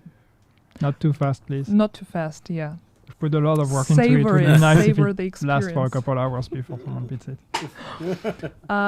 But yeah, as much as I don't want to move from the incursion, there are still some things that we need to show you guys. And one of them... Right, we wanted to give a shout out to the team, though. Right, absolutely. Have you been trying to avoid that? Absolutely. No. That's my bad. Yeah, thank you, Dory. So, a few things that it's totally my bad that I forgot to mention. This incursion was made together with the Shanghai team. Ubisoft Shanghai, yeah. Yeah, and we want to give them a shout out. A few people that we worked with is Shan Jiawei, Song Xiaoqian, Gao Yunan, Zuki Shantan Mo, and thank you so much for everything that you did. I think this is Right on. one of these exceptional pieces of content. You see that those I'm so other happy teams. to- You can see their flavor. For You myself notice personally, it. for the players to get your hands on, but also there was some help with a person that we know who worked with us before. Yeah, so when we set out to do the incursion, we wanted to make sure that we had consistency with the challenging content we've had in the past. So we actually reached out to Sébastien Lafouterie, Seb, or Sébastien. And the name might ring a bell to some people, but basically he works at Ubisoft Clancy, and he was game designer and then lead designer on the raids and some of the incursions in Division 1. So we wanted to make sure that we had his expertise carry over to the team in Shanghai. So he's been involved and helping us a lot. Welcome so in, hopefully Kokoro. This will show in the quality of this incursion. But again, yeah, amazing work by Shanghai. And I also just want to give a shout out to the team in Bucharest, even though the incursion was Shanghai. I don't want to make it sound like the team in Bucharest does not do a fantastic job all the time. They do. A lot of the great content that you see in the game is done by the team in Bucharest, and it's been a great partnership. All the manhunts, the gear, that's our colleagues from Descent, Bucharest. Yeah. Climax missions, bunch of stuff. Right on, Lazy Nitro. Yeah, the only reason why I forgot to mention the team because I was so worried that I'm going to mispronounce the name. So, but yeah, let's talk about did good. You embraced it. quality of Respect. life changes. I just hope that when Shanghai team watches it, they won't be very upset with me. Hope not. But yeah, a few things, quality of life changes that we need to mention for this specific season. If we can see the infographic, please. So yeah, I'm sure that people are going to be very excited about the exotic caches coming to all the DZ vendors in all 3 dark zones.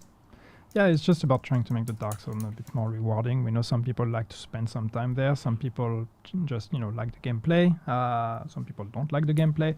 But most importantly, we want to make sure that you feel rewarded for the time you put into the game, regardless of what you decide to play.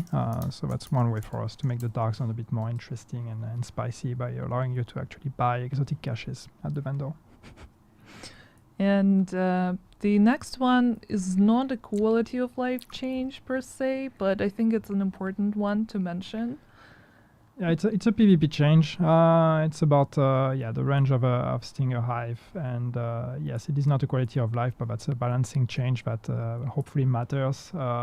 And the message here is, I know people in chat and people watching this, PvP players are probably like, there's a lot of PvP that needs to be changed, and you haven't done anything for PvP in a very long time.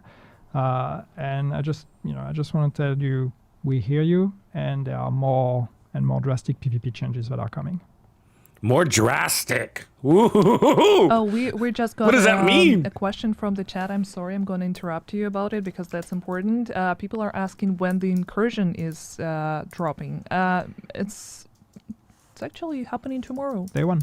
Yeah, together with the rest of the season 2. So there is no delay. We've done that in the past with, I think with the raids we did that, where we opened them 1 week after the update. But we're not going to do that tomorrow.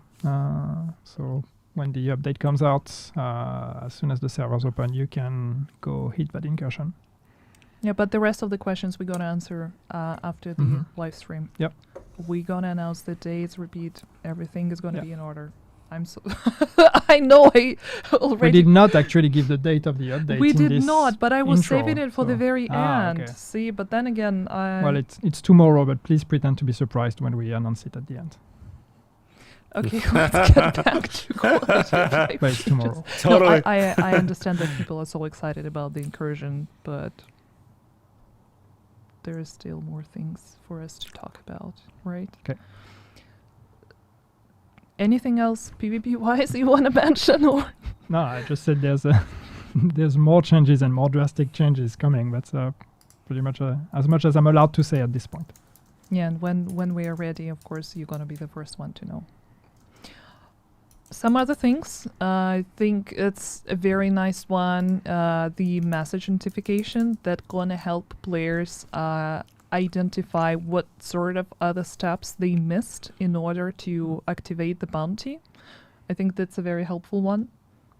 Yeah. I mean, it's especially when you miss out or when you're not sure exactly what you need to do. I know that for some players out there, you're probably reading that and being like, "Well, that's dumb. I don't need that." That's okay. It's not for you. It's for other people, and that's what quality of life changes are about. It's really about removing the small frictions. Sometimes it's more meaningful changes like exotic caches. Sometimes it's just removing small frictions or making small flow and experience improvements. So this is one of those for the people that sometimes get lost in the in the list of things that need to be done to actually play a manhunt. Yeah, because there are sometimes we see the questions and people are a little bit lost. I think that would actually make the manhunt experience more streamlined and easier to navigate. And the next one is also the same, right? Add the discovery mission to the manhunt menu activity list. Discovery mission becomes available upon completing the target bounty. He can read. He can read. But basically what this means is just, again, it's a small flow in improvement, but you know how playing the manhunt last season, when you finish a target, then we tell you, hey, go back to the castle to go talk to that person. This is not a mandatory step. You can actually start another target and not do that. But that creates a bunch of problems in the flow. So now it's going to be a mandatory step. Now you're going to have to, once you finish a target, you go back to the castle, you talk to the right person, and only then you will unlock the next target, which again helps with, with understandability, with people actually doing the right things at the right time, and hopefully will create less situations where people get lost in the manhunt or potentially also things breaking. Yeah, absolutely. And no, I really think that those are very helpful, especially considering how many questions we usually receive about these specific topics. And it's not the last one. There is going to be a second slide, I promise. But the equip set button is something new that you guys going to be able to see in your apparel menu, and it would help you equip all owned items from the selected item set. So you don't really need to click them one by one. Yeah, it's especially a problem when you're playing, like apparel events or whatever, or you get all the set items and it all looks cool, but you have to go find all of those pieces one by one. Now you can do all of that at once. So yeah, once again, this is one of the quality of life changes. The whole experience with outfits and apparel and all that are also things. Is also something that we are going to make more improvements to moving forward. But yeah, this is just one of them. A small thing that should help with some players. And let's move to the next slide. So yeah, another update that I know a lot of players were waiting for. We added the Legacy Manhunt menu, where you would be able to find the previous season Prime Target missions, and also go through the targets profiles, play all the missions in the order, and get all the rewards. Yeah, I mean, this is so there's a very different window of scale when we talk about quality of life changes. This is almost a whole new feature, but yeah, it's basically for all those who want to catch up on the story or to replay the old climax missions or the old manhunt. So now you will actually have a timeline that tells you in-game time when things happen, give you the brief of what happens. You can select a climax mission. You will get the cutscenes when you're being transported to that climate mission, so you can see the cutscenes again from the previous seasons, the intro cutscene, if there is one, and the outro cutscene when you finish the mission. So yeah, this is all in order for people to re-experience some of that. It's not the full manhunt, just to be 100% clear, it's just the climax mission, and we will give you a text explanation of everything in preparation of that climax mission, so you can follow the story that way. Yeah, the one thing that's still missing is the collectibles, the season collectibles. They are not yet added, but our plan is to also allow you to get those collectibles as you beat the bosses of the climax mission. It's not going to be there yet, so not with season 2, but in the future, hopefully not too far, we will also add that functionality that you will be able to kind of farm the collectibles if you missed them of the previous seasons by replaying the climax. So yeah, hopefully this would give our new players the opportunity to experience the previous story installments and at least get a glimpse at what happened before. Yeah, it's just if you missed out on a season, then no panic. You can get the gist of it by just playing the Legacy Manhunt. Or you can watch NGN's analytic Or reports. you can watch videos. Yeah, It's also it's up fine. to you. And the last one, we won't go through all the details. That's another outfit widget that would help you understand what items you own right now, what you don't own, and also will help you identify which specific items belong to a specific set. So another good feature for all the fashionistas out there. Yes.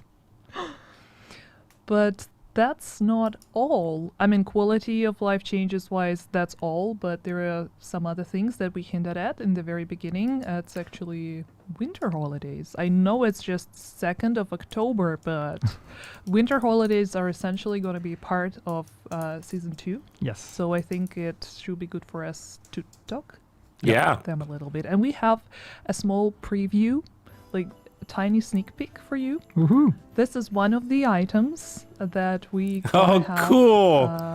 As the reward. Yes. I know it's spooky season and we're already showing you Christmas stuff, our winter stuff, but it's that's gonna be, with every winter holiday in the past we've had a bespoke name item. Usually these have been, two of them were weapons, one was a face mask, and this time it's gonna be a proper Santa backpack. Yeah, it's so nice with Just all gonna the do fun Christmas things. lights. And Shoot, I'll wear that snowmen. all year So really, round. Actually, when the agent is running around, the teddy bobs its head Yep. a little bit. It's so cute. So it's not gonna be in game right now. I mean, it's not gonna be available in game right now. In December. We'll, The- I the- guess the we will ex- communicate the date. Yeah, the exact closer date to- will be communicated later. But I Mhm. think it's also important to mention that there are going to be some old items available as well, but we'll also have 10 new items, Yeah. right? Yeah, so we're gonna change a bit the winter holiday and how it works. In the past it was you had the how were they called? I forgot now. The scavengers, was it? NPC anyway that had the Christmas hat, the Santa The hat, hoarder. the hoarder. Yeah, and you could take them down and then get the named item. But that was pretty much it. Now we've actually made something that's a bit more, a bit more of a celebration and activities. So you will have 15 daily projects knocking on a day-to-day basis, and each one of those projects will give you cosmetic rewards. And as Daria said, that's 15 rewards in total. 10 of them are new. 5 are actually the Santa outfit that some of you may have from last season, or from That's last cool. winter holiday. But if you haven't, it's going to be an opportunity to catch up. So yeah. Yeah, and from what I remember, it would be possible to complete all the projects even on the very last day Yeah. of. Yeah, it's daily of the event. projects, but it's not. You don't have to be there on that day to get it. They just unlock one after the other every day, but you can always catch up with the ones you've missed as long as the event is active. Yeah, super exciting. Yeah, that's easy. It's easier. And the last thing for us is let me fetch my laptop first. Yes, it's under the table. High quality production right there. But you yourself told that everything is in order now in this room. Yeah, I mean, it's. I thought it was until you took out your laptop. I was like, oh, everything's so professional. They never told us if it's going to be a matchmaking process. If we have that Do I need option to for the talk incursion. to keep people busy while you're trying to do yeah, that. I'm quickly gonna update the document. It's updating. Dory, why are you? Yeah, Red saying Sun. that? That's exactly what I was saying. I'm just trying to put some. And tap. That's Dynamics exactly what I was saying. in They didn't say. They said obviously there's 4 players. And he kept saying you need to bring 4 players, and so that doesn't. Coming people. That kind of confuses me on whether we even have. I'd imagine that That'd we. be amazing. It's almost there. So, questions. let's start. I think we can start with the incursion. So we already answered the first one. When it drops, Yeah. it drops tomorrow with the whole season. So October 3rd. Now you know. I don't think that's even a secret at this point. Like whenever we announce the live stream, pretty much everyone knows that the season is dropping on the next day. That's would be weird. Hey, by the way, it's coming next month. Is it possible to make an incursion like in Division 1? Yes. Yes. This is not a raid. You will be able to matchmake for the incursion. Can we play incursion solo? I mean, we partially answered that one. I mean, you can try. Yeah. There's nothing preventing you from doing it. But if you manage to beat the incursion solo, legit, do tell us. I mean, we'll be able to track it through the telemetry data. So even if you tell us lies, we'll know. There it is, The incursions. incursion is going to be Matchmaking. No, it's free. No, it's for level 40, so you need to own Warlords of New York, as usual. But as long as you own Warlords of New York and you're level 40, you can go there. It's not paid content. How many bosses? Do we want to disclose that now, or do we want people to discover that on I their think own? you'll have to play it to find out. I mean, we showed a few hints with the screenshots More and than the key one. art, so I mean, you can try and guess. Or More wait than one until boss. tomorrow. All right. Good. Can you play Good. with a group of 6? No, it's only available for 4 players, just as the incursions in the Division 1. Is incursion DPS based? Not really. No, it's we really approached it thinking of roles. So if you're going there with a full DPS team, I mean, I have no doubt that 6 months from now people will be able to breeze through it. But if you're going there tomorrow with a full DPS team, you're probably going to be in trouble. But try and let us know. Yeah. I mean, Lead by experience. Will incursions be a yearly thing or seasonal or just one-time thing? well, let's see how the one goes tomorrow. It's just, we talk about incursions as a concept. It's coming back to the Division 2. We've made one. If you folks like it, if you're having fun and if you want more, let us know. And That's that's interesting. it for incursions. There are a few questions about the apparel stuff. Will we get the recruiter outfit? Oh, that's a nice one. Would Yeah. be nice, right? Looks good. Yeah, I wish we could. I want Can we it. bring back Halloween masks? Halloween mask. Specific ones or just in general? I mean, we will have a spooky season thing on the store. You're looking at me. I don't know. I don't know if I'm reaching like things I'm not supposed to say.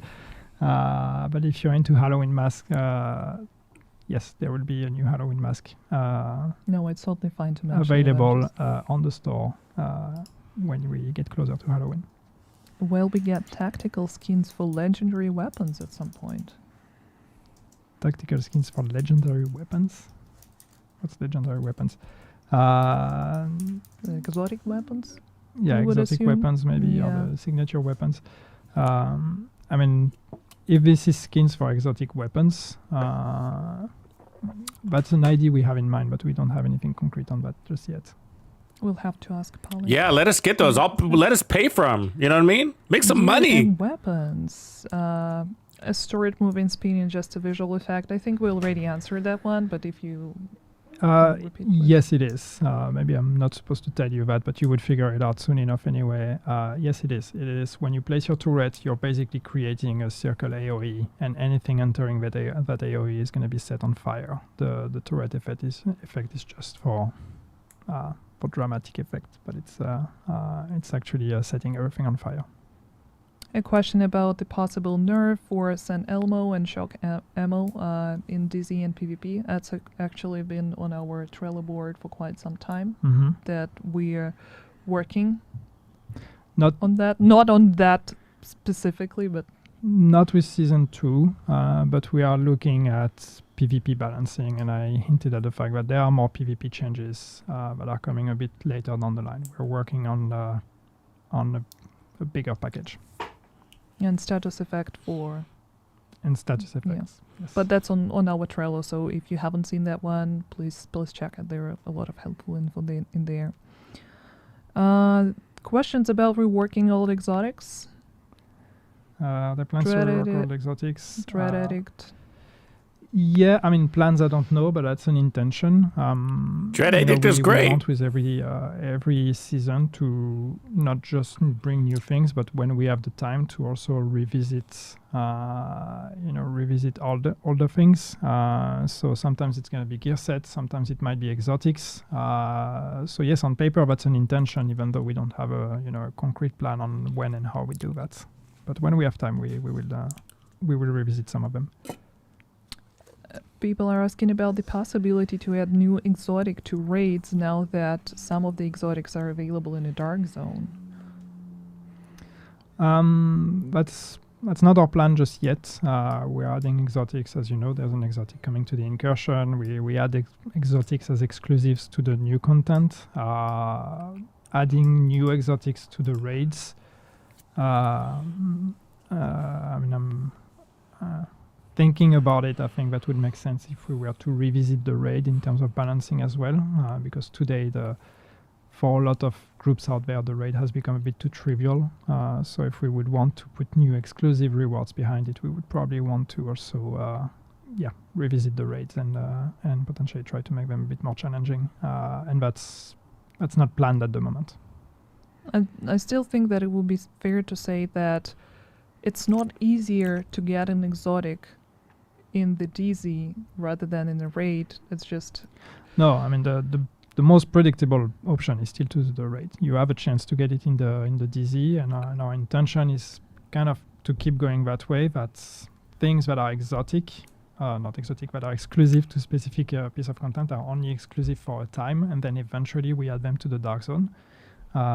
So you will see more of that as we keep advancing in our timeline. We're going to eventually 1 year in the very long future, the Ouroboros, for example, might be added to the dark zone, but not anytime soon. So of course it would make sense when we do that to also start rotating new exotics on those activities. But to be honest, the thing is exotics they're not easy to produce, so there's only so many we can make every season, so we have to be careful where we put them. A very popular question about Descent, where will there be checkpoints in Descent? Not at the moment. It would take a complete refactoring of how Descent works. It's also, if I pull the curtain a bit, it's very messy technically with your save. Because we are putting you on another character. If we were to allow, so I would assume when you say checkpoints, you actually mean like being able to save your progress and resume in another session. Because I find that most of the time that's what people mean. Maybe I'm wrong, but when they say checkpoints, but right now, when you leave a session, we erase everything of that session, and that's the only way for us to make sure that we can put you on a fresh character when you start Descent. It's technically your character, but actually it's not. So anyway, that would be a tremendous amount of work, and that would also kind of trivialize the concept of permanent death in a way, and really trying to push you. What we want to look at, though, on the other hand, because we know that this is a very regularly requested thing, but in truth, I think in many cases what transpires through that is the fact that people find that Descent just takes too long, and it's not easy to necessarily plan a session of 45 minutes, 1 hour, or 2 hours. And I think that's maybe where we can make more improvements. It's just on bringing down the session time of Descent to something that is a bit more reasonable and takes a bit less long to until you at least get the threshold of reaching the Nemesis and beating the Nemesis. So we're a bit more interested in that and looking in that direction, not adding checkpoints. Thank you for clarifying that. Performance issues, will they be addressed in Division 2? But I think that's something that we mentioned in one of the reasons why the seasons were extended, to actually give the team a bit more time to concentrate on the stability issues.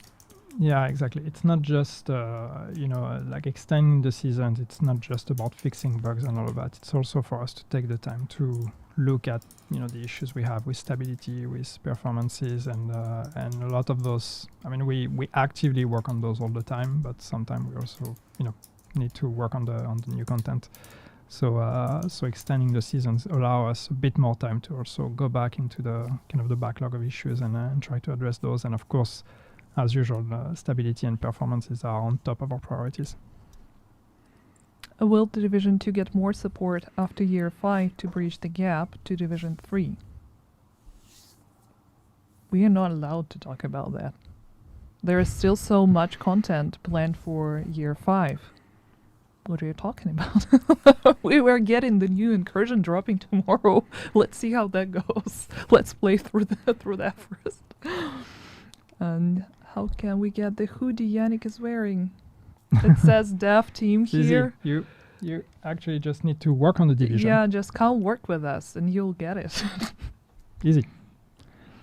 Get a job, get a hoodie. But yeah, and I mean, like, we make faces, but I mean, I think we've been pretty clear and pretty transparent on that in the past on our ambitions with Division 2. We want to keep going. As long as we're being allowed to, we want to keep going with Division 2. There's still I know we've had announcements with Julian as an executive producer and the Division 3 becoming a thing, but that doesn't change anything for us. And in terms of ambition for Division 2, we still have big plans and we want to keep going for as long as we can. So right now our focus is Year 5. Let's hope it's successful. There was a very popular, just a few other questions. Yep. Very popular one about the inventory space. It gets asked every season. So in terms of like extending stash space and inventory space, we are at the point where it's just technically not possible anymore. And I'm pretty sure we said that last time, but this was the maximum, like when we did it a couple of years ago, this was the maximum we could do. And I'm sure some smart people will quote me and say that I'm stupid and that this is not how it works. But the truth is just that if we extend it further, we're going to have problems with the game. And right now our focus is stability. It's not to add more instability. So, we know this is an issue, and of course every time we add new gear and new gear sets, we make it worse because you want to store more things, and we're not extending the space with it. But the real problem here is the concept of hoarding in our game. The problem is not how much I can store, it's actually the fact that we feel like every time we get a piece of gear, I should hold on to that because it might be useful later, or I have all those builds and I want to keep every single one of them because if I lose that item, it's gone forever. So we have some ideas on in the future how we can try to address that issue without having to increase the storage space.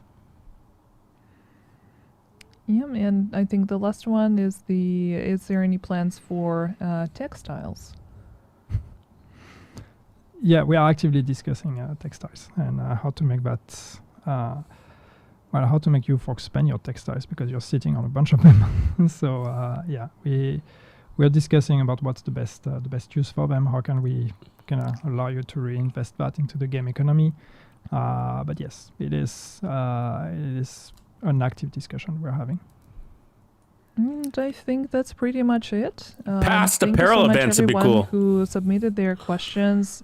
If we, by any chance, missed anything, it's not because we do not want to answer those. There are going to be other live streams, maybe other opportunities for you to chat with us. It's another thing that we've been discussing lately.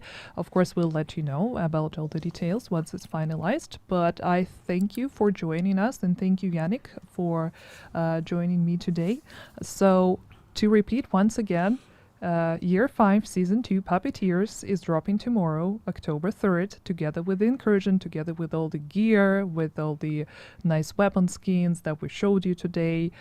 Same for the quality of life updates, Descent. It's all going to be included, like the whole package.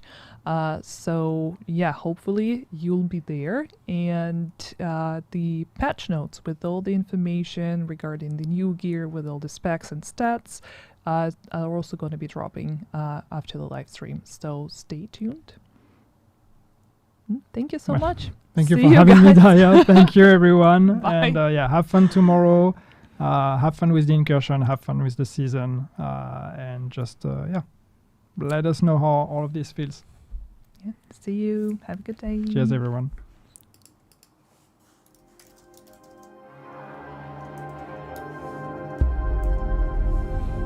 All right, let's see if they're gonna play a trailer again. They usually do, but let's see.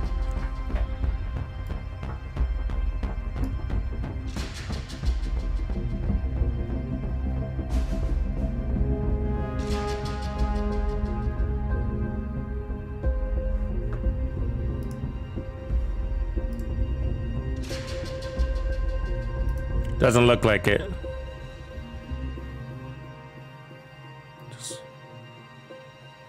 It's fine, we already saw it. All right, let me close this up.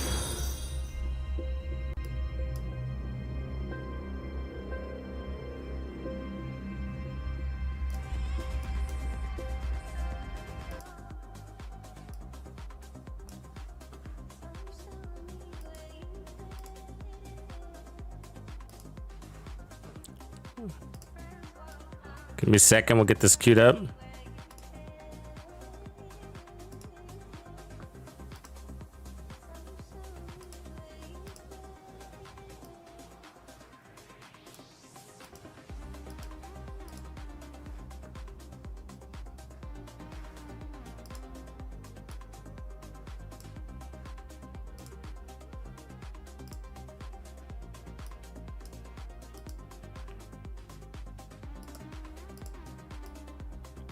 All right, hopefully the audio is all back to normal now. Wow, lots to unpack. Good and bad, but mostly good, I think. I think mostly we got some things to really look forward to this season. So first up, when does the season drop? Tomorrow, October 3rd, season 2 launches. And with that, on day 1 of season 2, you are going to get access into the incursion. And since that's so exciting, why don't we start there? The incursion is called Paradise Lost. More about it, this incursion, it's like raids. They're like mini little raids, but it's more about builds and player composition than puzzles, and that's going to be the big differentiator between this and a raid. So if you're not really into the raids and all those clever mechanics, then this is going to be more for you, and it's going to allow for a 4-man team, and matchmaking is available. Yes, that's right. And so this is going to be more role based, and it was clarified that this is not a DPS based raid. So if you go in with a DPS team, quote, you will probably be in trouble, end quote. Something to think about. And there's probably going to be lots of status effects, and I think you're going to probably need somebody to pull aggro away, whatever. I don't know. But they didn't give any spoilers, and they did clarify that this was not included in the PTS because they didn't want to give unfair advantages to certain members of the community. And so they're really excited to say it's not possible to solo this on paper, but they are interested in seeing if it is possible and if somebody in the community can break that theory. Super, super exciting. There is a trailer for it, and it is really exciting looking, super hype. Along with the incursion is going to come the Ouroboros Exotic. This is going to be an incursion reward. So this is the only way you're going to be able to get this new SMG. There's a 10% chance on a weekly basis. So this is going to work a lot like the Dark Hours and the Iron Horse raid. So at the end of the incursion, there's going to be a chest.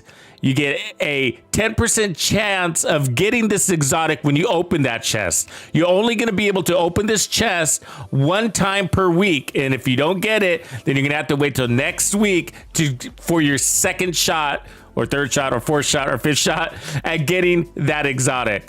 Otherwise, the bosses do have the ability to drop the exotic. Unfortunately, it's only at a 1% chance. The faction that you're going to face are cleaners, and there is some lore tied behind this incursion.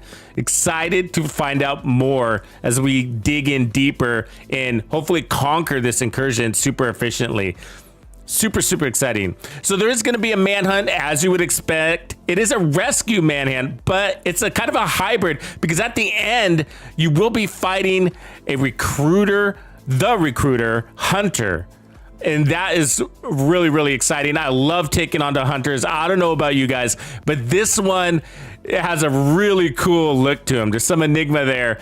And I think we're all saying, can I please get that outfit that he's wearing? Global events will also be included as usual, but this time they're going to be 2 weeks long instead of their 1 week length that we're used to in past seasons. Now there's going to be 2 months between manhunt targets. Oh, wait, was it 1 month? Now it's going to be I think it's 1 month between manhunt targets. Sorry. Now there's going to be 1 month between manhunt targets. That's crazy. There's also going to be some collector things to pick up. And there's also, speaking of collectors, there's going to be the new exotic chest piece, part of the new season, and that's called the collector exotic chest piece. There's also going to be the Ortiz gear set. That's going to give new abilities to the fire turret. So very exciting.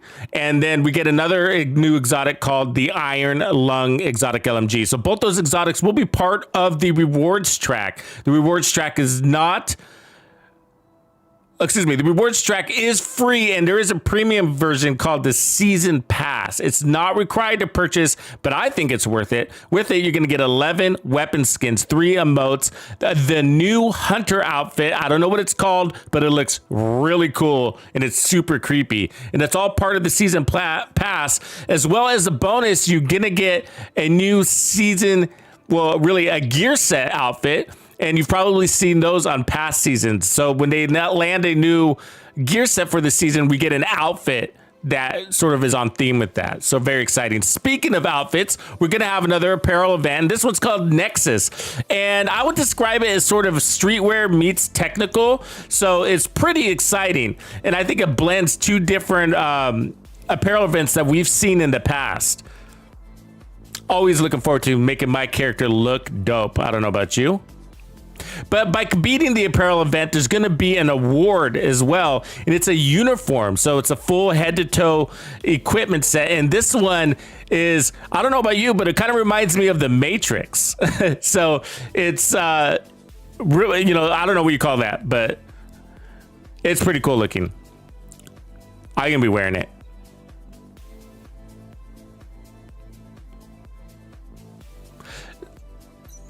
So it's worth mentioning the Ouroboros exotic, actually talking about it here for the next couple of minutes. So this SMG is probably the highlight of the show. So I put out a poll. 34% of you are saying the most exciting thing about the season is going to be this SMG. So the deal is there was a lot of feedback that came in, and a lot of people were calling for a nerf to the SMG. They were saying it was overpowered. And so that's exactly what the devs delivered. So the SMG is now being lowered or nerfed. The RPM is going to be 150 RPMs less than what you experienced or saw in PTS, landing at 1,350 RPMs. Everything else about it is the same. So they still want to have the fantasy of feeling strong, but they took it down a couple of notches. And, you know, for my feeling, I don't think that's going to be that impactful. I'm sure it felt great at the 1,600 RPMs or 1,500 RPMs, excuse me.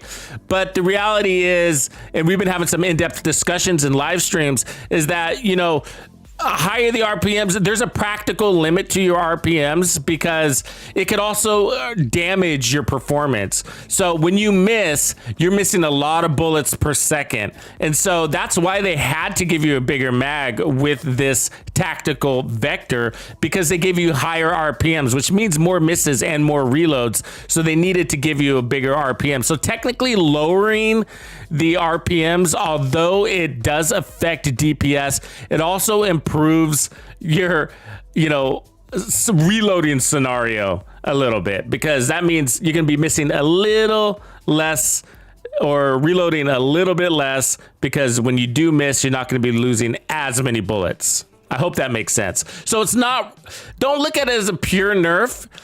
Look at it as a rebalancing, I think. I mean, in definitions, we say there's a buff and there's a nerf or whatever, but I think that this is balanced nicely. here. And so I think it was a little bit excessive. I would like to have seen it go the way it was go. I like excessive in this case, especially since there's no real damage talent. We will be reviewing this in depth, so I'll probably save this conversation for that once we get our hands on this thing. But the reality is that the talent on this weapon is going to be one of those talents that's just sort of not there. It's going to be really hard to play into it because it's a talent where you're going to get how do you say, status effect as special ammo, but the RPMs are so high, you're going to burn through that special ammo like it didn't even matter, right? You're going to pump it all into a single enemy. So if you have 55 bullets of riot foam, you're going to be putting all 55 of those bullets on a single enemy, basically. So, it's not that OP if you look at it from that perspective. And so that's why I would like it to stay as strong as possible as a base weapon, because the talent's not going to be that special. But more to see. Maybe I'll change my mind about that. I haven't gotten my hands on it. Most of you haven't either. So looking forward to getting some playtime with that beast. So the Descent game mode has some changes coming. We saw this in the patch notes in the past. We got some more clarifications as well as a visual aid. But the reconstructed and exotic caches now have a 50% chance to drop when you beat the Nemesis. That's pretty cool. Plus, there's going to be better bonus rewards up through level 30, including a 100% chance to get those reconstructed caches. And that's pretty darn good, because those are really, really, really great things to be able to utilize in crafting builds, and it's actually going to end up saving you from hoarding space. That's the way I look at it, because when you need a named item, you can just go craft it and spin that RNG wheel a little bit instead of having to save every piece of named item in your stash space. So looking forward to getting my hands on a full set. They never really clarified on whether you can get duplicated blueprints, but my assumption is no, but we'll see. We did get some questions in the stream about getting checkpoints added to the Descent game mode, and he did clarify, and I thought he did a really good job basically just being frank with us and saying that the Descent game mode, the way it's developed, is we're basically transferred to a new identity, a new character, and so that makes it really difficult to save the checkpoint, because when we leave the Descent game mode, that character is wiped. So structurally, he's saying it's just not really possible to do that. However, they are getting the message and looking at ways to resolve it. Basically, the message is we need to be able to get through that thing a lot faster. And so they're looking to make it go faster through the Nemesis stage, at least. And that's something they're looking at doing in the future, but not in this title update that we're receiving tomorrow. There are quality of life updates. Speaking of, exotic caches are now going to be at the DZ vendors, so you have something to spend those Dark Zone points on. And then they did reduce the Stinger Hive range by 30%. And quote, but he wasn't going to give more details, but he's not able to give more details. But he did say that there's more Jurassic PvP changes coming in the future. So that's really exciting. They're looking at it from an entire package delivery sometime in the future. And we don't know when, and he wasn't able to talk about it more.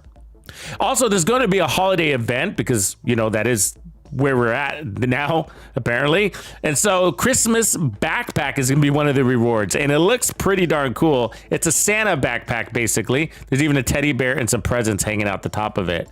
There's going to be a new structure for the holiday event. So in the past, you had to go and basically seek out the hoarder, kill him, and roll your chances with RNG.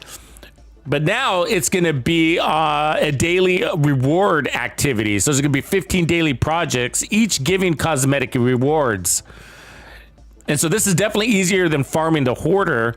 And these projects can be as simple as doing an emote in front of another player. So they can be very easy things like that. So October 3rd, like I mentioned, is the Season 2 launch date. Oh, and I should also mention there's going to be a Halloween mask that we can buy in the store at a later date. And they'll announce that as we get closer to Halloween. So what do you guys think? lots there, right? But I gotta say that incursion, I'm excited about it. I'm excited about it, and you know, I think it sounds like it's something that we're gonna be able to invest mentally into, you know, and that it's not gonna be, I guess, how do I say, as casual as Countdown. They specifically said, and I don't know if I'm going to quote this correctly, but they said that they have made it so that it's nicely balanced for experienced players. And I throw myself in that box, and that makes it exciting for me. Because it's going to be that, and of course they're including new players, new addition, new people that have joined the Division 2 are considered in this, but also the experienced players, and that's really nice, right? Because sometimes, like when we go into Countdown as an experienced player, you know, it's just like it's really easy. It's like you don't even have to think about it. You just kind of run in a circle, and that's sort of not what we're looking for at this stage in our game as a veteran player. You know, we're looking to be challenged more, and this incursion sounds like that's gonna check that box, and that's exciting for me. And so he did say that you can't complete it with less than 4 players, but won't be able to do it solo.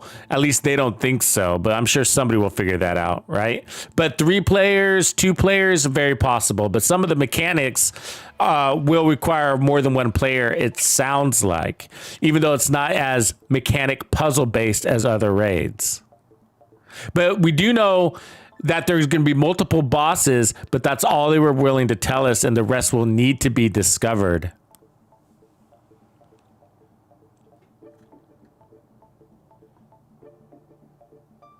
I'm just looking through my notes here to see if there's anything else.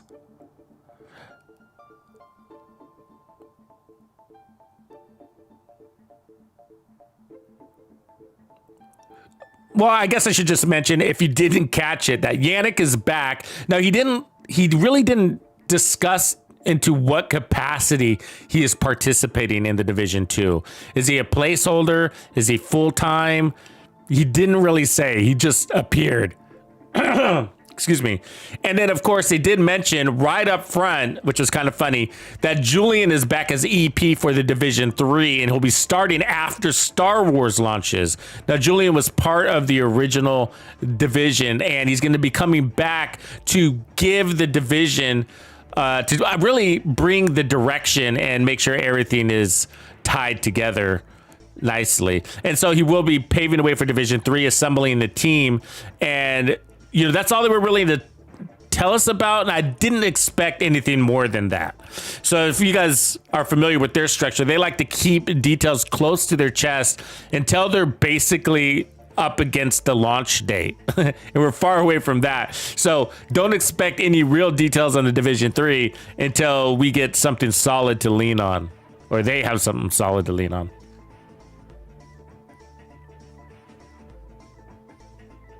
Yeah, but I think that's it. I think we covered everything. So yeah, lots to get excited for. So please let me know in the comments of this stream, you know, what you want to see me cover first. We got lots of different things we could focus on day 1. So one of them being the season rewards track. So I can show you guys how to farm that efficiently and as fast as possible. We could also showcase the incursion and spend some time there on day 1. And then the other thing we can do on day 1 is a build lab with the new gear that they're going to give us. So we got a new gear set, a new brand set, and some named talents. I can't remember if we're getting a new weapon edition, but I don't think we are.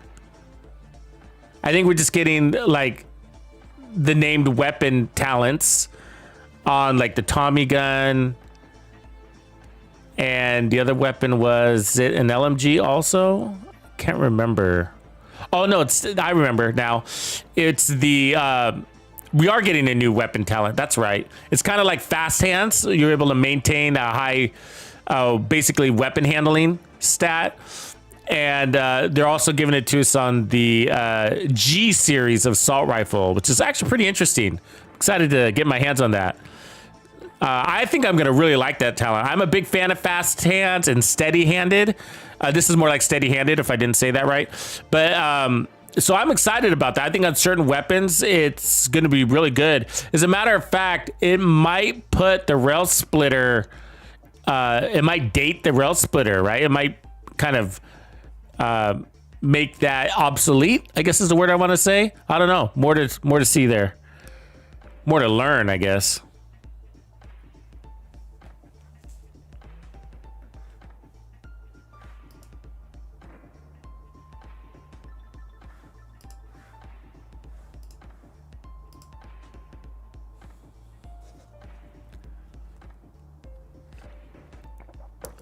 Cool. So that's the recap. That's all I have here in my notes. So anyways, be sure to comment down below what you would like to see on day one. I will be reviewing those notes and plan accordingly for tomorrow. So I will be streaming the day one live from the minute it goes live. So if you don't know, they typically, and they haven't made the announcement yet, but I will have my eye on it. But typically they're going to shut down the servers at 12:30 a.m. Pacific Standard Time, whatever time that is in your world.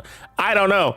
But in my world, it's 12:30 a.m. and it usually goes down for maintenance in about 3 hours. I usually calculate a little bit more because it never goes as smooth as they plan. So I'll probably be going live at about 4 a.m. Pacific Standard Time, and fingers crossed that it launches on time. So join me in this new adventure as we break into season 2. Until then, I will see you guys in the morning. Thank you for hanging out with me and supporting the channel. You guys rock.